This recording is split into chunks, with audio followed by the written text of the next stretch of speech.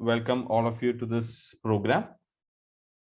നമ്മുടെ changing the corporate world, changing of the corporate world എന്ന ടോപ്പിക്കിന്റെ second day ആണ് ഇന്ന്.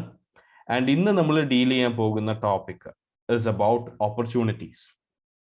ഇന്നലത്തെ നമ്മുടെ സെഷൻ അറ്റൻഡ് ചെയ്തവർ ഒരുപാട് പേര് ചില നല്ല നല്ല ചോദ്യങ്ങൾ ചോദിച്ചിട്ടുണ്ടായിരുന്നു. 19 വയസ്സുള്ള ഒരു സ്റ്റുഡന്റ്, ഒരു ഓൺട്രപ്രീനിയറിന് കിട്ടാവുന്ന ഓപ്പർച്യൂണിറ്റീസ് എന്തൊക്കെയാണ് എന്നുള്ള വളരെ ഇൻട്രസ്റ്റിംഗ് ആയിട്ടുള്ള ക്വസ്റ്റ്യൻസ് വന്നിട്ടുണ്ടായിരുന്നു. ഇന്നത്തെ നമ്മുടെ സെഷൻ ഒരു സ്റ്റോറി ഉണ്ടാവും. ഒരു സ്റ്റോറി കൂടാതെ നിങ്ങൾക്ക് അടുത്ത 15 വർഷത്തേക്ക് എന്തൊക്കെ ഓപ്പർച്യൂണിറ്റീസ് ആയിരിക്കും ബൂം ചെയ്യുന്നത്, അടുത്ത 15 വർഷത്തിൽ എന്തൊക്കെ ഓപ്പർച്യൂണിറ്റീസ് ആയിരിക്കും ഡിമിനിഷ് ചെയ്യാൻ സാധ്യതയുള്ളത്, നിങ്ങളുടെ പ്ലാൻസ് അതനുസരിച്ചാണോ നിങ്ങൾ പ്ലാൻ ചെയ്യുന്നത്, ഇങ്ങനെയുള്ള ടോപ്പിക്സ് ആയിരിക്കും നമ്മൾ ഇന്നിവിടെ ഡിസ്കസ് ചെയ്യുന്നത്, നമ്മൾ ഇന്നിവിടെ ഇന്ററാക്ട് ചെയ്യുന്നത്. ഇത് കൂടാതെ കൊമേഴ്സിന്റെ പ്രൊഫഷണൽ ഏരിയാസിനെ കുറിച്ചും സംസാരിക്കും. So I hope everybody is ready, and with that said, Anis sir, over to you. Thank you so much, Hari. നമുക്ക് വെയിറ്റ് ചെയ്യാണ്ടോ അതോ നേരെ അങ്ങ് സ്റ്റാർട്ട് ചെയ്യാം? സൂം ലൈവ് ഉണ്ട്, ഫേസ്ബുക്ക് ലൈവ് ഉണ്ടല്ലോ അല്ലേ? Yes, fine. So good morning once again. നമുക്ക് നമ്മുടെ സെഷൻ ആരംഭിക്കുകയാണ്. ഹരി സാർ പറഞ്ഞതുപോലെ ഇന്നത്തെ സെഷനിൽ നമ്മൾ കുറേ അധികം കാര്യങ്ങൾ ഇൻക്ലൂഡ് ചെയ്തിട്ടുണ്ട്. നിങ്ങൾക്ക് എളുപ്പം മനസ്സിലാക്കാൻ വേണ്ടി ഞാൻ സ്ലൈഡ് ആക്കി മാറ്റിയിട്ടുണ്ട്. You can see this. ശരിക്കും ഈ ഒരു സമയത്ത് നമുക്ക് ഏറ്റവും അധികം ആവശ്യമുള്ള എല്ലാ കാര്യങ്ങളും ഇൻക്ലൂഡ് ചെയ്യാൻ വേണ്ടിയിട്ടാണ്. ഇപ്പോൾ ഇന്നലെ ചെയ്തതിന്റെ ബാക്കി ഭാഗമായിട്ടായിരിക്കും നമ്മൾ സെഷൻ ചെയ്യുന്നത്. അതിൻ്റെ ഒന്ന്, എന്തുകൊണ്ടാണ് ഈ സമയത്ത് നിങ്ങൾ കൃത്യമായിട്ട് പ്ലാൻ ചെയ്യേണ്ടത്, എങ്ങനെയാണ് ഈ ഒരു ചലഞ്ചിനെ, ഈ ഒരു പാൻഡമിക്കിന് നിങ്ങൾ ഓപ്പർച്യൂണിറ്റി ആക്കേണ്ടത്, അടുത്ത 15 വർഷത്തിനകം ഉണ്ടാകാൻ പോകുന്ന പുതുതായിട്ട് ഉണ്ടാകാൻ പോകുന്ന ഓപ്പർച്യൂണിറ്റീസ് അല്ലെങ്കിൽ ജോബുകൾ, അല്ലെങ്കിൽ ഡിമിനിഷ് ചെയ്യാൻ പോകുന്ന ജോബുകൾ എന്തൊക്കെയാണ്, ഇനി എങ്ങനെയാണ് ഒരു റൈറ്റ് കരിയർ നിങ്ങൾ സെലക്ട് ചെയ്യേണ്ടത്, ഇനി വരുന്ന അക്കാഡമിക് ഇയറിൽ നിങ്ങൾ എങ്ങനെ കുറച്ച് പ്രൊഡക്റ്റീവ് ആക്കി മാറ്റാം, പേരൻസ് എന്താണ് ചെയ്യേണ്ടത്, പിന്നെ ഒരു Q&A സെഷൻ. ഇത്രയും കാര്യങ്ങളാണ് നമ്മൾ മെയിൻ ആയിട്ട് ഉദ്ദേശിക്കുന്നത്. ഈ സെഷൻ ഇത്രയും കാര്യങ്ങൾ നമ്മൾ എഫക്റ്റീവ് ആയിട്ട് ചെയ്യാൻ മിനിമം ഞങ്ങൾക്ക് ഒരു 3 അവർ വേണം, സത്യസന്ധമായിട്ട് പറയാം. കാരണം അല്ലെങ്കിൽ അതൊരു ഓടിച്ചു വിടുന്ന ഒരു പരിപാടിയായിരിക്കും.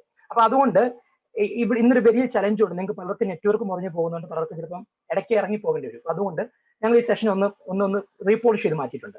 ആദ്യത്തെ ഒരു 1.5 മണിക്കൂർ മേജർ സെഷൻ ഞങ്ങൾ ചെയ്യുകയും അതിനുശേഷം ഞങ്ങൾ Q&Aയിലേക്ക് പോവുകയും ബാക്കിയുള്ള ഭാഗം ആ Q&Aയിൽ നിങ്ങൾക്ക് കവർ ചെയ്യാം. അപ്പൊ നിങ്ങൾക്ക് അതിൻ്റെ അകത്ത് ആവശ്യമുള്ളവർക്ക് കൂടുതൽ കാര്യങ്ങൾ ചോദിച്ചാൽ അതിലൂടെ നമുക്ക് ഡെപ്തി പോകാം, ബാക്കിയുള്ള ജനറൽ ആയിട്ട് അങ്ങ് പോകാം. Is that okay? ഫൈൻ. നമുക്ക് ഓക്കെ, ശരി. അപ്പൊ നമുക്ക് സെഷൻ ആരംഭിക്കാം. ആരംഭിക്കുമ്പോൾ നിങ്ങളുടെ കോപ്പറേഷൻ വളരെ പ്രധാനമാണ്. ഞാൻ ആദ്യമേ പറഞ്ഞു, ഞാൻ ഇടയ്ക്കിടയ്ക്ക് എൻ്റെ ഒരു സ്വഭാവം അങ്ങനെ ആയിപ്പോയി കേട്ടോ, അത് മാറ്റാൻ പറ്റുന്നില്ല വിഷ്ണു. ഞാൻ ഇടയ്ക്കിടയ്ക്ക് ചോദ്യം ചോദിച്ചുകൊണ്ടിരിക്കും. അപ്പൊ നിങ്ങൾ എസ് ആണെങ്കിൽ എങ്ങനെ തലയാട്ടണം? എസ് ആണെങ്കിൽ എങ്ങനെയാണ്? അത് തന്നെ, ഇങ്ങനെ തലയാട്ടെ. നോ ആണെങ്കിലോ? ഓക്കെ. ചാറ്റ് ബോക്സ് നിങ്ങൾക്ക് നോ ആണെങ്കിൽ സുരേഷ് ഗോപി മനസ്സോർത്താൽ മതി. വേണ്ട, എനിക്ക് തൃശ്ശൂർ വേണ്ട, അത് തന്നെ. ഓക്കെ. അപ്പം നിങ്ങൾ ചെയ്യേണ്ട ഒരു കാര്യം കൂടെ ഉണ്ട്. ചാറ്റ് ബോക്സ് ലൈവ് ആകുക എന്നുള്ളത്. നമുക്ക് നമ്പർ 225 ഇപ്പൊ ചാറ്റ് ബോക്സ് ഒത്തിരി ആക്റ്റീവ് ആയാൽ നമ്മുടെ ചാറ്റ് ബോക്സ് ചിലപ്പം ഹാങ് ആകും. അപ്പം നിങ്ങൾ പറയാൻ വന്ന ആൻസർ വേറൊരാൾ പറഞ്ഞിട്ടുണ്ടെങ്കിൽ നിങ്ങൾക്ക് തൽക്കാലം ഒഴിവാക്കാം. പക്ഷെ എസ് ഓർ നോ ഒക്കെ ആണെങ്കിൽ നിങ്ങൾക്ക് ടൈപ്പ് ചെയ്യാം. നിങ്ങൾ പറയാൻ വന്ന അതേ ആൻസർ വേറൊരാൾ ഓൾറെഡി പറഞ്ഞിട്ടുണ്ടെങ്കിൽ അത് ഒഴിവാക്കി നമുക്ക് സമയം ലാഭിക്കാമല്ലോ. റെഡി? ഫൈൻ. സോ നമ്മളിപ്പോൾ ചിന്തിക്കാൻ പോകുന്ന, നമ്മൾ ഭാവിയും ഭൂതവും എല്ലാം തന്നെ നമ്മൾ ഇന്ന് ചിന്തിക്കാൻ പോകുന്നുണ്ട്. സോ പേരൻസിനെയൊക്കെ വിളിച്ച് അടുത്തിരുത്തി എന്ന് വിശ്വസിക്കുന്നു. നമുക്ക് രസകരമായിട്ട് തുടങ്ങാം. എനിക്ക് തോന്നുന്നത് നിങ്ങളുടെ മുഖം കണ്ടിട്ട് ഇന്നത്തെ ക്ലാസ് നമ്മൾ പൊളിക്കുമെന്ന് തോന്നുന്നു. കാരണം നല്ല ആക്റ്റീവ് പിള്ളേരെ. Thank you so much. No your positions and opportunities for the next 15 years. അടുത്ത 15 വർഷ കാലയളവിലേക്കുള്ള നിങ്ങളുടെ സ്ഥാനങ്ങളും നിങ്ങൾക്കുണ്ടാകുന്ന ഓപ്പർച്യൂണിറ്റീസും. ഇതിന്റെ അകത്ത് നിങ്ങൾ കഴിവതും സ്ക്രീൻഷോട്ട് എടുത്തോ. ഇതിനകത്ത് പരമാവധി സംഭവം ഞങ്ങൾ പവർ പോയിന്റ് ആക്കിയിട്ടുണ്ട്. എന്തിനാ പവർ പോയിന്റ് ആക്കിയെന്ന് വെച്ചാൽ സമയം സേവ് ചെയ്യാൻ വേണ്ടിയിട്ടാണ്. ഇതൊക്കെ ഞങ്ങളുടെ ഓൺ പവർ പോയിന്റ്. ഇതിന്റെ പേറ്റന്റ് ഫുൾ എനിക്ക് അവകാശപ്പെട്ടു. അതുകൊണ്ട് ധൈര്യമായിട്ട് നിങ്ങൾ എടുത്തോ, നിങ്ങൾ ഇത് എവിടെ വേണമെങ്കിലും ഉപയോഗിച്ചോ. അതിന് ഫുൾ പെർമിഷൻ നൽകിയിരിക്കുകയാണ്. ഞങ്ങൾ 2 പേര് ചേർന്നാണ് ഇന്നത്തെ ക്ലാസ് നയിക്കുന്നത്. എനിക്ക് മുമ്പ് സംസാരിച്ച ഹരികൃഷ്ണനും ഞാനും. എൻ്റെ പേര് അനീഷ് മോഹൻ, കോട്ടയമാണ് എൻ്റെ സ്ഥലം. അപ്പം ആദ്യമേ ഒരു ചോദ്യം, സത്യസന്ധമായ ഒരു ഉത്തരം, അത് പറഞ്ഞ് തന്നെ നമ്മൾ മുമ്പോട്ട് പോകാം. ഫസ്റ്റ് ക്വസ്റ്റ്യൻ, നിങ്ങൾക്ക് പരിചയമുള്ള മുഴുവൻ ആൾക്കാരെയും മനസ്സിൽ ധ്യാനിച്ചോ, ഓർത്തോ. ഞാൻ പറയാൻ പോകുന്ന സ്റ്റേറ്റ്മെന്റ് ശരിയോ തെറ്റോ എന്ന് പറയുക. നമുക്ക് പരിചയമുള്ള മുഴുവൻ പേരെ എടുത്താലും അതിൻ്റെ അകത്തൊരു 60 to 70% ആൾക്കാരും പഠിച്ച മേഖലയിലല്ല ജോലി ചെയ്യുന്നത്. വിച്ച് മീൻസ് അവർ +2 ശേഷം അല്ലെങ്കിൽ പ്രീ ഡിഗ്രിക്ക് ശേഷം പഠിച്ച ആ മേഖലയിലല്ല ജോലിയോ ബിസിനസ്സോ ചെയ്യുന്നത്. അവര് ജോലിയും ബിസിനസ്സും ഒക്കെ കിട്ടിയ ശേഷം വേറെ പലതും പഠിച്ച ആൾക്കാരാണ്. 60 മുതൽ 70% ആൾക്കാർ നമുക്ക് ചുറ്റും നമ്മുടെ വീട്ടിലുള്ള ആൾക്കാരടക്കം. Yes or no? Now the time for chat. എസിന് വൈ എന്ന് ടൈപ്പ് ചെയ്യുക, നോയ്ക്ക് എൻ എന്ന് ടൈപ്പ് ചെയ്യുക. കരിയർ ഷിഫ്റ്റഡ്, യെസ് നമുക്ക് വൈ നമുക്ക് ഷോർട്ട് ഫോം നമുക്ക് നമ്മൾ ന്യൂജൻ യോ നമ്മൾ വെറുതെ സമയമൊന്നും കളയരുത്. ദയവ് ഇത് ചെയ്യാത്തൊരു കാര്യം പറയട്ടെ, നിങ്ങൾ ഈ ഹാൻഡ് റൈസ് ചെയ്യരുത്. ഹാൻഡ് റൈസ് ലാസ്റ്റ് ക്വസ്റ്റ്യൻ ചോദിക്കാൻ വേണ്ടി മാത്രം റൈസ് ചെയ്യാവുള്ളൂ. നിങ്ങൾക്ക് റിയാക്ഷൻ ബട്ടൺ ഉപയോഗിക്കാം. ഹാൻഡ് റൈസ് ചെയ്താൽ വീഡിയോയുടെ ആദ്യം നിങ്ങൾ കയറി വരും, അപ്പൊ നമുക്കത് ഡിസ്റ്റർബൻസ് ആവും. അതുകൊണ്ടാണ് ഹാൻഡ് റൈസ് ദയവ് ചെയ്ത് ഒഴിവാക്കുക. യെസ് നമ്മളെ പല ആൾക്കാർ ഇതിൽ വലിയ മിസ്റ്റേക്ക് സംഭവിച്ചിട്ടുണ്ട്. കരിയർ സെലക്ട് ചെയ്തപ്പോൾ വലിയൊരു ചലഞ്ച് സംഭവിച്ചുകൊണ്ടാണ് ഇങ്ങനെ വന്നത്, ഇതിലോട്ട് പോകുന്നത്. ഞാൻ ചോദിക്കുന്ന രണ്ടാമത്തെ ചോദ്യം ഇതാണ്, നിങ്ങൾക്കും ഇതേ അബദ്ധം പറ്റിയാൽ എങ്ങനെയുണ്ടാവും? സമ്മതിക്കരുത് പാർവതി, നടക്കമാട്ടെ, സമ്മതിക്കത്തില്ല. എനിക്ക് കറക്റ്റ് കണ്ടുപിടിക്കണം. ആ ഒരു വാശി നമുക്ക് വേണം, ആ ഒരു വാശി തന്നെ നമുക്ക് വേണം. കാര്യം എന്താണെന്ന് ഫീലിംഗ് ബാഡ്. എന്നാലും നോക്കി, +2 കഴിഞ്ഞ് ഡിഗ്രിക്ക് വേണ്ടി 3 വർഷം, PGക്ക് വേണ്ടി 2 വർഷം, ഇതെല്ലാം കഴിഞ്ഞിട്ട് ഈ മേഖല അല്ലായിരുന്നു തിരിച്ചറിഞ്ഞ് വേറെ തിരിച്ചു പോയ ആൾക്കാരാണ് കൂടുതൽ ആൾക്കാർ, അല്ലേ? ഞാൻ കഴിഞ്ഞ ദിവസം ലോകത്തെ നമ്പർ 1 പീക്ക് പെർഫോമൻസ് കോച്ച് എന്ന് വിളിക്കപ്പെടുന്നത് ടോണി റോബിൻസൺ. നിങ്ങൾ യൂട്യൂബിൽ പോയി സെർച്ച് ചെയ്യുക, ടോണി റോബിൻസൺ. അമേരിക്കൻ പ്രസിഡന്റ്മാരുടെ സ്ട്രാറ്റജിസ്റ്റാണ്. അമേരിക്കൻ പ്രസിഡന്റ്മാരൊക്കെ അവർക്ക് വേണ്ടിയുള്ള കോച്ചായിട്ട് പ്രവർത്തിക്കുന്ന വ്യക്തിയാണ്. അദ്ദേഹം പറഞ്ഞൊരു സ്റ്റേറ്റ്മെന്റ് എന്നെ ഒരുപാട് ചിന്തിപ്പിച്ചു. അദ്ദേഹം പറഞ്ഞതാണ്, ലോക ജനസംഖ്യയിൽ എടുത്താൽ 23% മാത്രമാണ് സ്കൂൾ എഡ്യൂക്കേഷൻ കൊണ്ടും കോളേജ് എഡ്യൂക്കേഷൻ കൊണ്ടും അതേ മേഖലയിൽ വിജയിച്ചു വന്നിരിക്കുന്നത്. ബാക്കി 77% സ്വന്തം പാഷൻ പിന്നെ കണ്ടെത്തിയിട്ട് സെൽഫ് എഡ്യൂക്കേഷൻ വഴി കയറി വന്നതാണ്. ഞാൻ ഈ പറഞ്ഞത് അത് രണ്ടും ഏകദേശം സെയിം ആണ്. Yes or no? Make sense? Yes or no? So നിങ്ങൾ ഇനി ഒരു കരിയർ സെലക്ട് ചെയ്യുമ്പോൾ 100 വട്ടം വേണമെങ്കിൽ 1000 വട്ടം ചിന്തിച്ചിട്ടേ സെലക്ട് ചെയ്യാവുള്ളൂ. സെലക്ട് ചെയ്ത് കഴിഞ്ഞാൽ പിന്നെ പുറകോട്ടില്ല. Is that clear? നിങ്ങൾ 100 വട്ടമോ 1000 വട്ടമോ ചിന്തിച്ച് കരിയർ എടുക്കുക, എടുത്തു കഴിഞ്ഞാൽ പുറകോട്ടില്ല. പിന്നെ അത് നമ്മൾ നേരിട്ടുള്ളൂ. റെഡി? ഞാൻ വീണ്ടും ഒന്ന് ചോദിക്കുന്നു, നമ്മളിപ്പോൾ രണ്ട് പുതിയ സിറ്റുവേഷൻ വഴി കടന്നു പോകുന്നത്. ഒന്നാമത്തെ സിറ്റുവേഷൻ നിങ്ങൾക്ക് എല്ലാവർക്കും നന്നായിട്ട് അറിയാവുന്ന ഒരു കാര്യമാണ്. ലോകം മുഴുവൻ ഒരു പാൻഡമിക്കിന്റെ അണ്ടറിലാണ്. ലോകം മുഴുവൻ എന്നതിനേക്കാൾ ഇപ്പൊ പറയേണ്ടത് നമ്മുടെ രാജ്യമാണ് പ്രധാനമായിട്ടും ആ പാൻഡമിക്കിന്റെ പിടിയിൽ എന്ന് വേണമെങ്കിൽ പറയേണ്ടിയിരിക്കുന്നു, അല്ലെ? കാരണം ലോകത്തെ ഏറ്റവും പോപ്പുലേഷൻ ഉള്ള 2ാമത്തെ രാഷ്ട്രം ഇന്ത്യയാണ്. പോപ്പുലേഷൻ ഒന്ന് കമ്പയർ ചെയ്ത രസകരമായ ഒരു കാര്യം കാണാൻ പറ്റും. ചൈനയുടെ പോപ്പുലേഷൻ 1.5 കോടിയിൽ താഴോട്ട് വന്നു, 150 കോടിയിൽ താഴോട്ട് വന്നു. ഇന്ത്യയുടെ പോപ്പുലേഷൻ 138 കോടിയിൽ നിൽക്കുകയാണ്.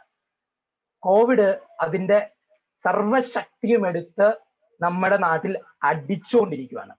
ഇത് സർവശക്തിയും എടുത്താണോ എന്ന് ചോദിക്കുന്നതിനകത്ത് വീണ്ടും നമ്മൾ സംശയിക്കണം. ഇതിനും വലിയ ശക്തി ഉണ്ടാകുമോ ഇല്ലെന്ന് അറിയത്തില്ല. 2020 നമ്മൾ വിചാരിച്ചത് 2020 ഇതെല്ലാം തീർന്ന് നമ്മൾ ക്ലിയർ ആയി നമുക്ക് സുഖകരമായി മുമ്പോട്ട് പോകാൻ പറ്റുമെന്നൊരു ചിന്ത നമുക്കുണ്ടായിരുന്നു. എന്നാൽ 2021 അതിനേക്കാളും ശക്തമായിട്ടാണ് കോവിഡിൽ മുമ്പോട്ട് പോയിക്കൊണ്ടിരിക്കുന്നത്. Yes or no?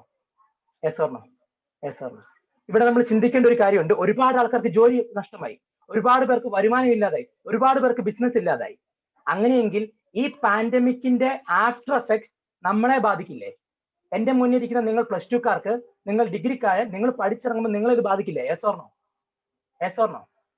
നോ? ഞാനൊരു മോട്ടിവേഷൻ ട്രെയിനർ അല്ലെങ്കിൽ പോസിറ്റീവായിട്ട് മോട്ടിവേഷൻ ട്രെയിനർ വാക്ക് എനിക്ക് ഉപയോഗിക്കുന്നത്. ഞാൻ ഇൻസ്പിറേഷണൽ സ്പീക്കറാണ്, ഒരു പേഴ്സണൽ ട്രാൻസ്ഫോർമേഷൻ കോച്ചാണ്. ഞാൻ പറയാൻ പോകുന്ന കാര്യം നെഗറ്റീവായിട്ട് ദയവ് ചെയ്ത് ചിന്തിക്കരുത്. ഈ പുള്ളി രാവിലെ ശോകമായിട്ടുള്ള കാര്യമാണല്ലോ ദൈവമേ പറയുന്നത് എന്ന് ചിന്തിക്കരുത്. ഇല്ലല്ലോ? ഉറപ്പാണല്ലോ? ഇല്ലല്ലോ അവന്തിക? എന്റെ ചോദ്യം ഇതാണ്, എന്ന് കോവിഡ് തീർന്നിട്ട് നമ്മുടെ രാജ്യം സാധാരണഗതിയിൽ വരും? What is your thought? I have one more question. എന്ന് ഈ കോവിഡ് തീർന്ന് നമുക്ക് പഴയതുപോലെ റെഗുലർ ക്ലാസ് സ്കൂളുകളിൽ കിട്ടും? കാരണം നിങ്ങൾ +1കാരുണ്ട്, +2കാരുണ്ട്, ഡിഗ്രിക്കാരുണ്ട്. ഇത് ഒരു പക്ഷേ +1 വന്നിട്ട് ഒരു വർഷത്തിൽ ഒരിക്കൽ പോലും സ്കൂളിൽ പോകാതെ ഓൺലൈൻ ക്ലാസ്സിൽ മാത്രം ഇരുന്നവരുണ്ട്. ചോദ്യം ഇതൊരിക്കൽ കൂടെ, എന്ന് നമുക്കൊരു സാധാരണ സിറ്റുവേഷനിലേക്ക് വരാൻ സാധിക്കും? Unpredictable 2 years പറട്ടെ. 2025 ദിവ്യ, 2023 പറട്ടെ, നിങ്ങളുടെ അനുസരിച്ച് പറട്ടെ. അശ്വിനി 23 പറഞ്ഞേക്കുന്നത്, ആഷ്ലി അൺപ്രഡിക്റ്റ് പറഞ്ഞേക്കുന്നത്, ജിബിൻ പറഞ്ഞ 23 years. ഇവനെ നമ്മൾ കുറച്ച് പോസിറ്റീവ്, കുറച്ച് ഓക്കെ.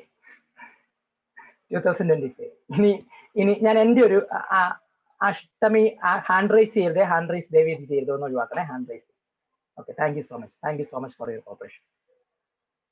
എൻ്റെ ഒരു വിലയിരുത്തലാണ് ഇത്, എൻ്റെ വിലയിരുത്തലാണ്. Don't know but we will fight and win. Parvati കൊള്ളാം, ഇഷ്ടപ്പെട്ടിരിക്കും. പാർവതിക്ക് നല്ലൊരു കൈ എടുത്തേ. അറിയില്ല, പക്ഷെ നമ്മൾ ഫൈറ്റ് ചെയ്യും. മരണം വരെ ഫൈറ്റ് ചെയ്യും. Okay, medicine is fight. Medicine find ചെയ്തല്ലോ, നമ്മൾ വാക്സിൻ ഉണ്ടല്ലോ ഓൾറെഡി. ഇനി എന്റെ ഒരു കണക്കൂട്ട് ഞാൻ പറയാം, ശ്രദ്ധിച്ചോളാം. നമുക്ക് 2 ഓപ്ഷൻ ഉള്ളത്. We have 2 options, 2 choices. First one, 2 options. First one, ഇന്ത്യയിൽ ഒരു 70% ആൾക്കാരും വാക്സിനേറ്റ് ആക്കപ്പെടുക. ഒരു 60 മുതൽ 70% ആൾക്കാരും വാക്സിനേറ്റ് ആയാൽ നമ്മുടെ സ്പ്രെഡിങ്ങിന്റെ സാധ്യത കുറയും, അല്ലെ? ഇതാണ് ഒന്നാമത്തെ സാധ്യത. ഇന്ത്യയിൽ ഇന്നലെ വരെയുള്ള കണക്കുകൾ എടുത്താൽ ടോട്ടൽ വാക്സിനേഷൻ, അതായത് 2 ഡോസ് വാക്സിൻ എടുത്ത ആൾക്കാരുടെ ശതമാനം 3% താഴെയാണ് ഇന്ത്യൻ ടോട്ടൽ പോപ്പുലേഷൻ. അങ്ങനെയെങ്കിൽ 70% വരാകാൻ എത്ര വർഷം എടുക്കും? Maybe 2 to 3 years, maybe. ചിലപ്പോൾ ഫാസ്റ്റ് ആക്കാൻ പറ്റുമായിരിക്കാം, ചിലപ്പോൾ അത്രയും വേണ്ടി വരും. Yes or no? Yes or no? Option number two, ഈ കോവിഡിന്റെ തീവ്രത സ്വയം കുറഞ്ഞ് അതിന്റെ മ്യൂട്ടേഷൻ താഴോട്ട് സംഭവിച്ചത് തീവ്രത കുറഞ്ഞു പോകണം. 2020 പറഞ്ഞത് 2021 ജൂണോട് കൂടി ആകുമ്പോൾ മ്യൂട്ടേഷൻ സംഭവിച്ചത് താഴോട്ട് പോകുമെന്നാണ് നമ്മുടെ കൂടുതൽ പ്രഡിക്ഷൻസ് വന്നത്. സത്യത്തിൽ സംഭവിച്ചെന്താ? അത് ഡബിളും ട്രിപ്പിളായി തീവ്രത കൂടിക്കൊണ്ടിരിക്കുന്നത്. ശരിയല്ലേ? അതുകൊണ്ട് ഞാൻ നിങ്ങളോട് പറയുന്ന, നിങ്ങൾ യുവാക്കളോട് പറയുന്ന സജഷൻ ഇതാണ്. പോസിറ്റീവായിട്ട് നാളെ തന്നെ അല്ലെങ്കിൽ എത്രയും വേഗം കോവിഡ് മാറട്ടെ നമുക്ക് ആശംസിക്കാം, പ്രാർത്ഥിക്കാം, പ്രതീക്ഷിക്കാം. പക്ഷെ മനസ്സിനെ പഠിപ്പിക്കേണ്ടത് നെക്സ്റ്റ് ഒരു 3 year ഇത് കണ്ടിന്യൂ ചെയ്യാൻ സാധ്യതയുണ്ടെന്നും അങ്ങനെ സംഭവിച്ചാലും അതിനനുസൃതമായി നാം തയ്യാറെടുത്തിരിക്കണമെന്നുമാണ്. Make sense? അയ്യപ്പനും കോശിയിൽ പൃഥ്വിരാജ് പറഞ്ഞൊരു ഡയലോഗ് ഉണ്ട്, അവസാനം അടിമേടിക്കാൻ പോകുന്ന സമയത്ത്. സംഭവിക്കാൻ പോകുന്ന കാര്യങ്ങളുടെ എക്സ്ട്രീം ആയിട്ടുള്ള സിറ്റുവേഷനെ കുറിച്ച് ചിന്തിക്കുവാണെങ്കിൽ പിന്നെ കാര്യങ്ങൾക്ക് ഒരു കോൾ മൂടായിരിക്കും. അതുവേണ്ടി തന്നെ എൻ്റെ ഒരു ഫ്രണ്ട് സിംഗപ്പൂരുണ്ട്, അദ്ദേഹം കഴിഞ്ഞ ദിവസം പറഞ്ഞ കാര്യമാണ്. ഞാൻ പല രാജ്യങ്ങളിൽ ചെക്ക് ചെയ്തപ്പോൾ അവിടെ എല്ലാം ഇതാണ് സംഭവം. അവരൊക്കെ 2025 മുതലാണ് കാര്യങ്ങൾ ഇപ്പൊ പ്ലാൻ ചെയ്യുന്നത്. കാരണം ഇനി വരാൻ പോകുന്ന 4-5 വർഷം ഇതുപോലെ ഇതിന് സമാനമായ പ്രതിസന്ധികൾ രാജ്യത്ത് വരാൻ സാധ്യതയുണ്ട്. ഇനിയും കോവിഡ് വീണ്ടും ആഞ്ഞടിക്കാം. അപ്പൊ അതനുസരിച്ച് നേരത്തെ അവർ പ്രിപ്പയർ ചെയ്യുക. 2025 അപ്പുറത്തേക്കുള്ള കാര്യങ്ങളെ പ്ലാൻ ചെയ്ത് ഇപ്പോഴേ റെഡി ആകുവാണ്. നമുക്കും ഒരു 5 വർഷം മുമ്പോട്ട് കണ്ട് ചിന്തിക്കേണ്ടതില്ലേ? Yes or no?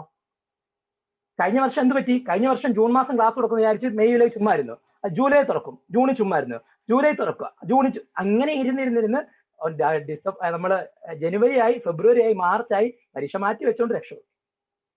ഇതെല്ലാം നമുക്ക് സംഭവിച്ചത്. നമ്മളത് അല്ലേ? Yes or no? സോ നമ്മൾ ഇങ്ങനെ ചിന്തിച്ചിട്ട് നമ്മൾ കുറച്ച് റെഡിയായി വന്നേനെ. റെഡിയാകാൻ തയ്യാറാണോ? സോ ഇങ്ങനെ തന്നെ മനസ്സിൽ ചിന്തിച്ചുകൊള്ളുക. ഒരു 3 year ഇത് തന്നെ കണ്ടിന്യൂ ചെയ്യാൻ സാധ്യതയുണ്ട് മിനിമം. ആ 3 year എന്റെ വർഷം എനിക്ക് പോകാൻ പറ്റത്തില്ല, എന്റെ അക്കാഡമിക്കിൽ എനിക്ക് പോകാൻ പറ്റത്തില്ല, എന്റെ സ്വപ്നങ്ങൾ എനിക്ക് കളയാൻ പറ്റത്തില്ല. ഞാൻ അതനുസരിച്ച് ഇന്ന് ഇവിടെ വെച്ച് തീരുമാനിക്കാൻ പോകും. പ്ലാൻ ചെയ്യുന്ന കാര്യങ്ങൾ ഇന്ന് ഇവിടെ വെച്ച് തീരുമാനിക്കാൻ പോകും. R you ready? വലതുകൈ എടുത്ത ഹൃദയത്തിൽ വെച്ച് എന്നിട്ട് പറഞ്ഞ ഐ ആം റെഡി. വീഡിയോ ഇല്ലാത്ത ആൾക്കാരും ചെയ്തു.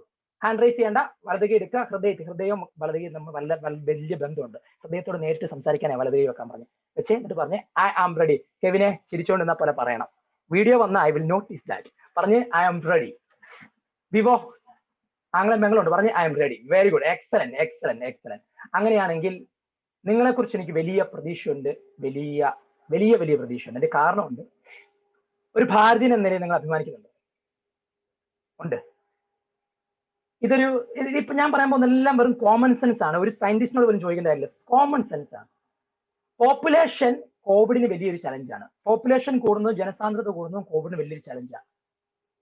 സോ സാധാരണഗതിയിൽ ഇതിന്റെ ഒരു നെഗറ്റീവ് ഇമ്പാക്ട് ഉണ്ടാകാൻ പോകേണ്ട, അല്ലെങ്കിൽ ഒരു തീവ്രത കൂടാൻ സാധ്യതയുള്ള രാജ്യമാണ് ഇന്ത്യ. ചൈനയായിട്ട് കമ്പയർ ചെയ്താൽ നമ്മുടെ സൈസ് 3-1 ഉള്ളൂ. ഇപ്പൊ തമിഴ്നാട്ടിലെ പോപ്പുലേഷൻ എടുത്താൽ 6.5 കോടിയാണ്. UK പോപ്പുലേഷൻ ടോട്ടൽ 6.5 കോടിയേ ഉള്ളൂ. അതാണ് നമ്മുടെ രാജ്യത്തിന്റെ പ്രത്യേകത.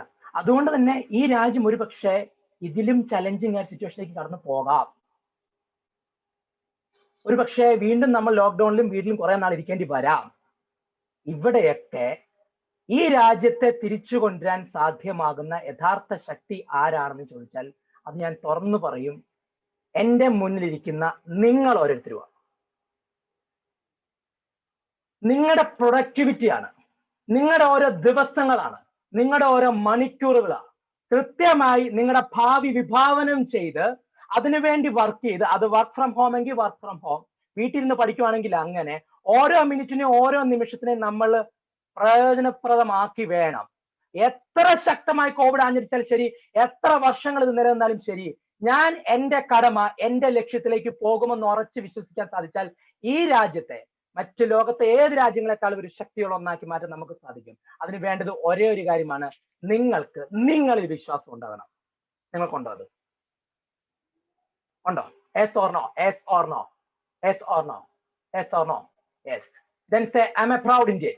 I'm a proud Indian. വലത് കൈയെടുത്ത് ഹൃദയത്തിൽ വെച്ച് പറ, I am a proud Indian. എന്റെ നാടിന് വേണ്ടി യുദ്ധം ചെയ്യാൻ പോവുകയല്ല നമ്മൾ വേണ്ടത്. ക്രിക്കറ്റ് കളി കാണുമ്പോൾ കൈയടിച്ചോണ്ടിരുന്നാൽ പോരാ. എന്റെ കടമ എന്താണോ ആ കടമ ഞാൻ ഭംഗിയായിട്ട് ചെയ്യും. എന്റെ കടമ പഠിക്കാനാണെങ്കിൽ അത് ചെയ്യും. എന്റെ കടമ ജോലി ചെയ്യാനാണെങ്കിൽ അത് ചെയ്യും. എന്റെ കടമ സമൂഹത്തെ സഹായിക്കാനാണെങ്കിൽ അത് ഞാൻ ചെയ്യും. ഞാൻ ചെയ്യേണ്ട റോൾ ഏറ്റവും ഭംഗിയായി ഞാൻ ഇനി വരാൻ പോകുന്ന ദിവസങ്ങളിൽ ചെയ്യും എന്നൊരു തീരുമാനം ഉണ്ടായാൽ മാത്രം മതി. Are you ready? Say, I am a proud Indian. If you are ready, say, I am a proud Indian. Otherwise, don't say that. Ready? Ready? Ready? So, അങ്ങനെയെങ്കിൽ നമ്മുടെ യാത്ര യഥാർത്ഥ പിച്ചിലേക്ക് വരികയാണ്. ഇത്ര നേരം പറഞ്ഞത് പ്രതീക്ഷകളുടെ ഭാഗമാണെങ്കിൽ ഇനി സന്തോഷമുള്ളൊരു കാര്യം ഇവിടെ പറയാം. ഭാവി. അടുത്ത 15 വർഷത്തിനകം ഇപ്പോഴുള്ള 47% കാറ്റഗറി ഓഫ് ജോബ്സ് ഇല്ലാതായി മാറും. ഇപ്പോൾ നമ്മുടെ മുമ്പിൽ കണ്ടുകൊണ്ടിരിക്കുന്ന 47% കാറ്റഗറി ഓഫ് ജോബ്സ് അടുത്ത 10 വർഷത്തിനകം ഇല്ലാതാകും. 15 വർഷമാകുമ്പോൾ അതിൽ പലതും കാണത്തു പോലുമില്ല. ഇത് ഞാൻ വെറുതെ ആകാശത്തു നിന്നെടുത്ത് പറഞ്ഞതല്ല. ഇതിനെക്കുറിച്ച് വ്യക്തമായ സ്റ്റഡി നടത്തിയിട്ടുണ്ട്. ആ സ്റ്റഡി നടത്തിയത് ഓക്സ്ഫോർഡിലെ മാർട്ടിൻ സ്കൂൾ, യൂണിവേഴ്സിറ്റി ഓഫ് ഓക്സ്ഫോർഡിലെ മാർട്ടിൻ സ്കൂൾ ആണ് ഇത് നടത്തിയത്. 2013 നടത്തിയതാണ്. അതിന്റെ റിപ്പോർട്ട് കിട്ടും. അമേരിക്കയിലെ പഠനങ്ങൾ വെച്ച് ബേസ് ചെയ്താണ് അവർ എഴുതിയിരിക്കുന്നത്. പക്ഷെ അത് നമുക്കും ബാധകമാണ്. കാരണം മറ്റു രാജ്യങ്ങളിൽ ഉണ്ടാകുന്ന ചേഞ്ചസ് നമ്മുടെ നാട്ടിലും വേഗത്തിൽ വരും. സാധാരണഗതിയിൽ വികസിത രാഷ്ട്രത്തിൽ ഉണ്ടാകുന്ന ചേഞ്ച് നമ്മുടെ രാജ്യത്ത് 20 വർഷങ്ങൾക്ക് ശേഷമാണ് സംഭവിക്കുന്നതെങ്കിൽ ഇപ്പോൾ അങ്ങനെയല്ല, വളരെ വേഗം നടക്കും എന്നുള്ള ഏറ്റവും വലിയ തെളിവാണ് online class. Yes or no?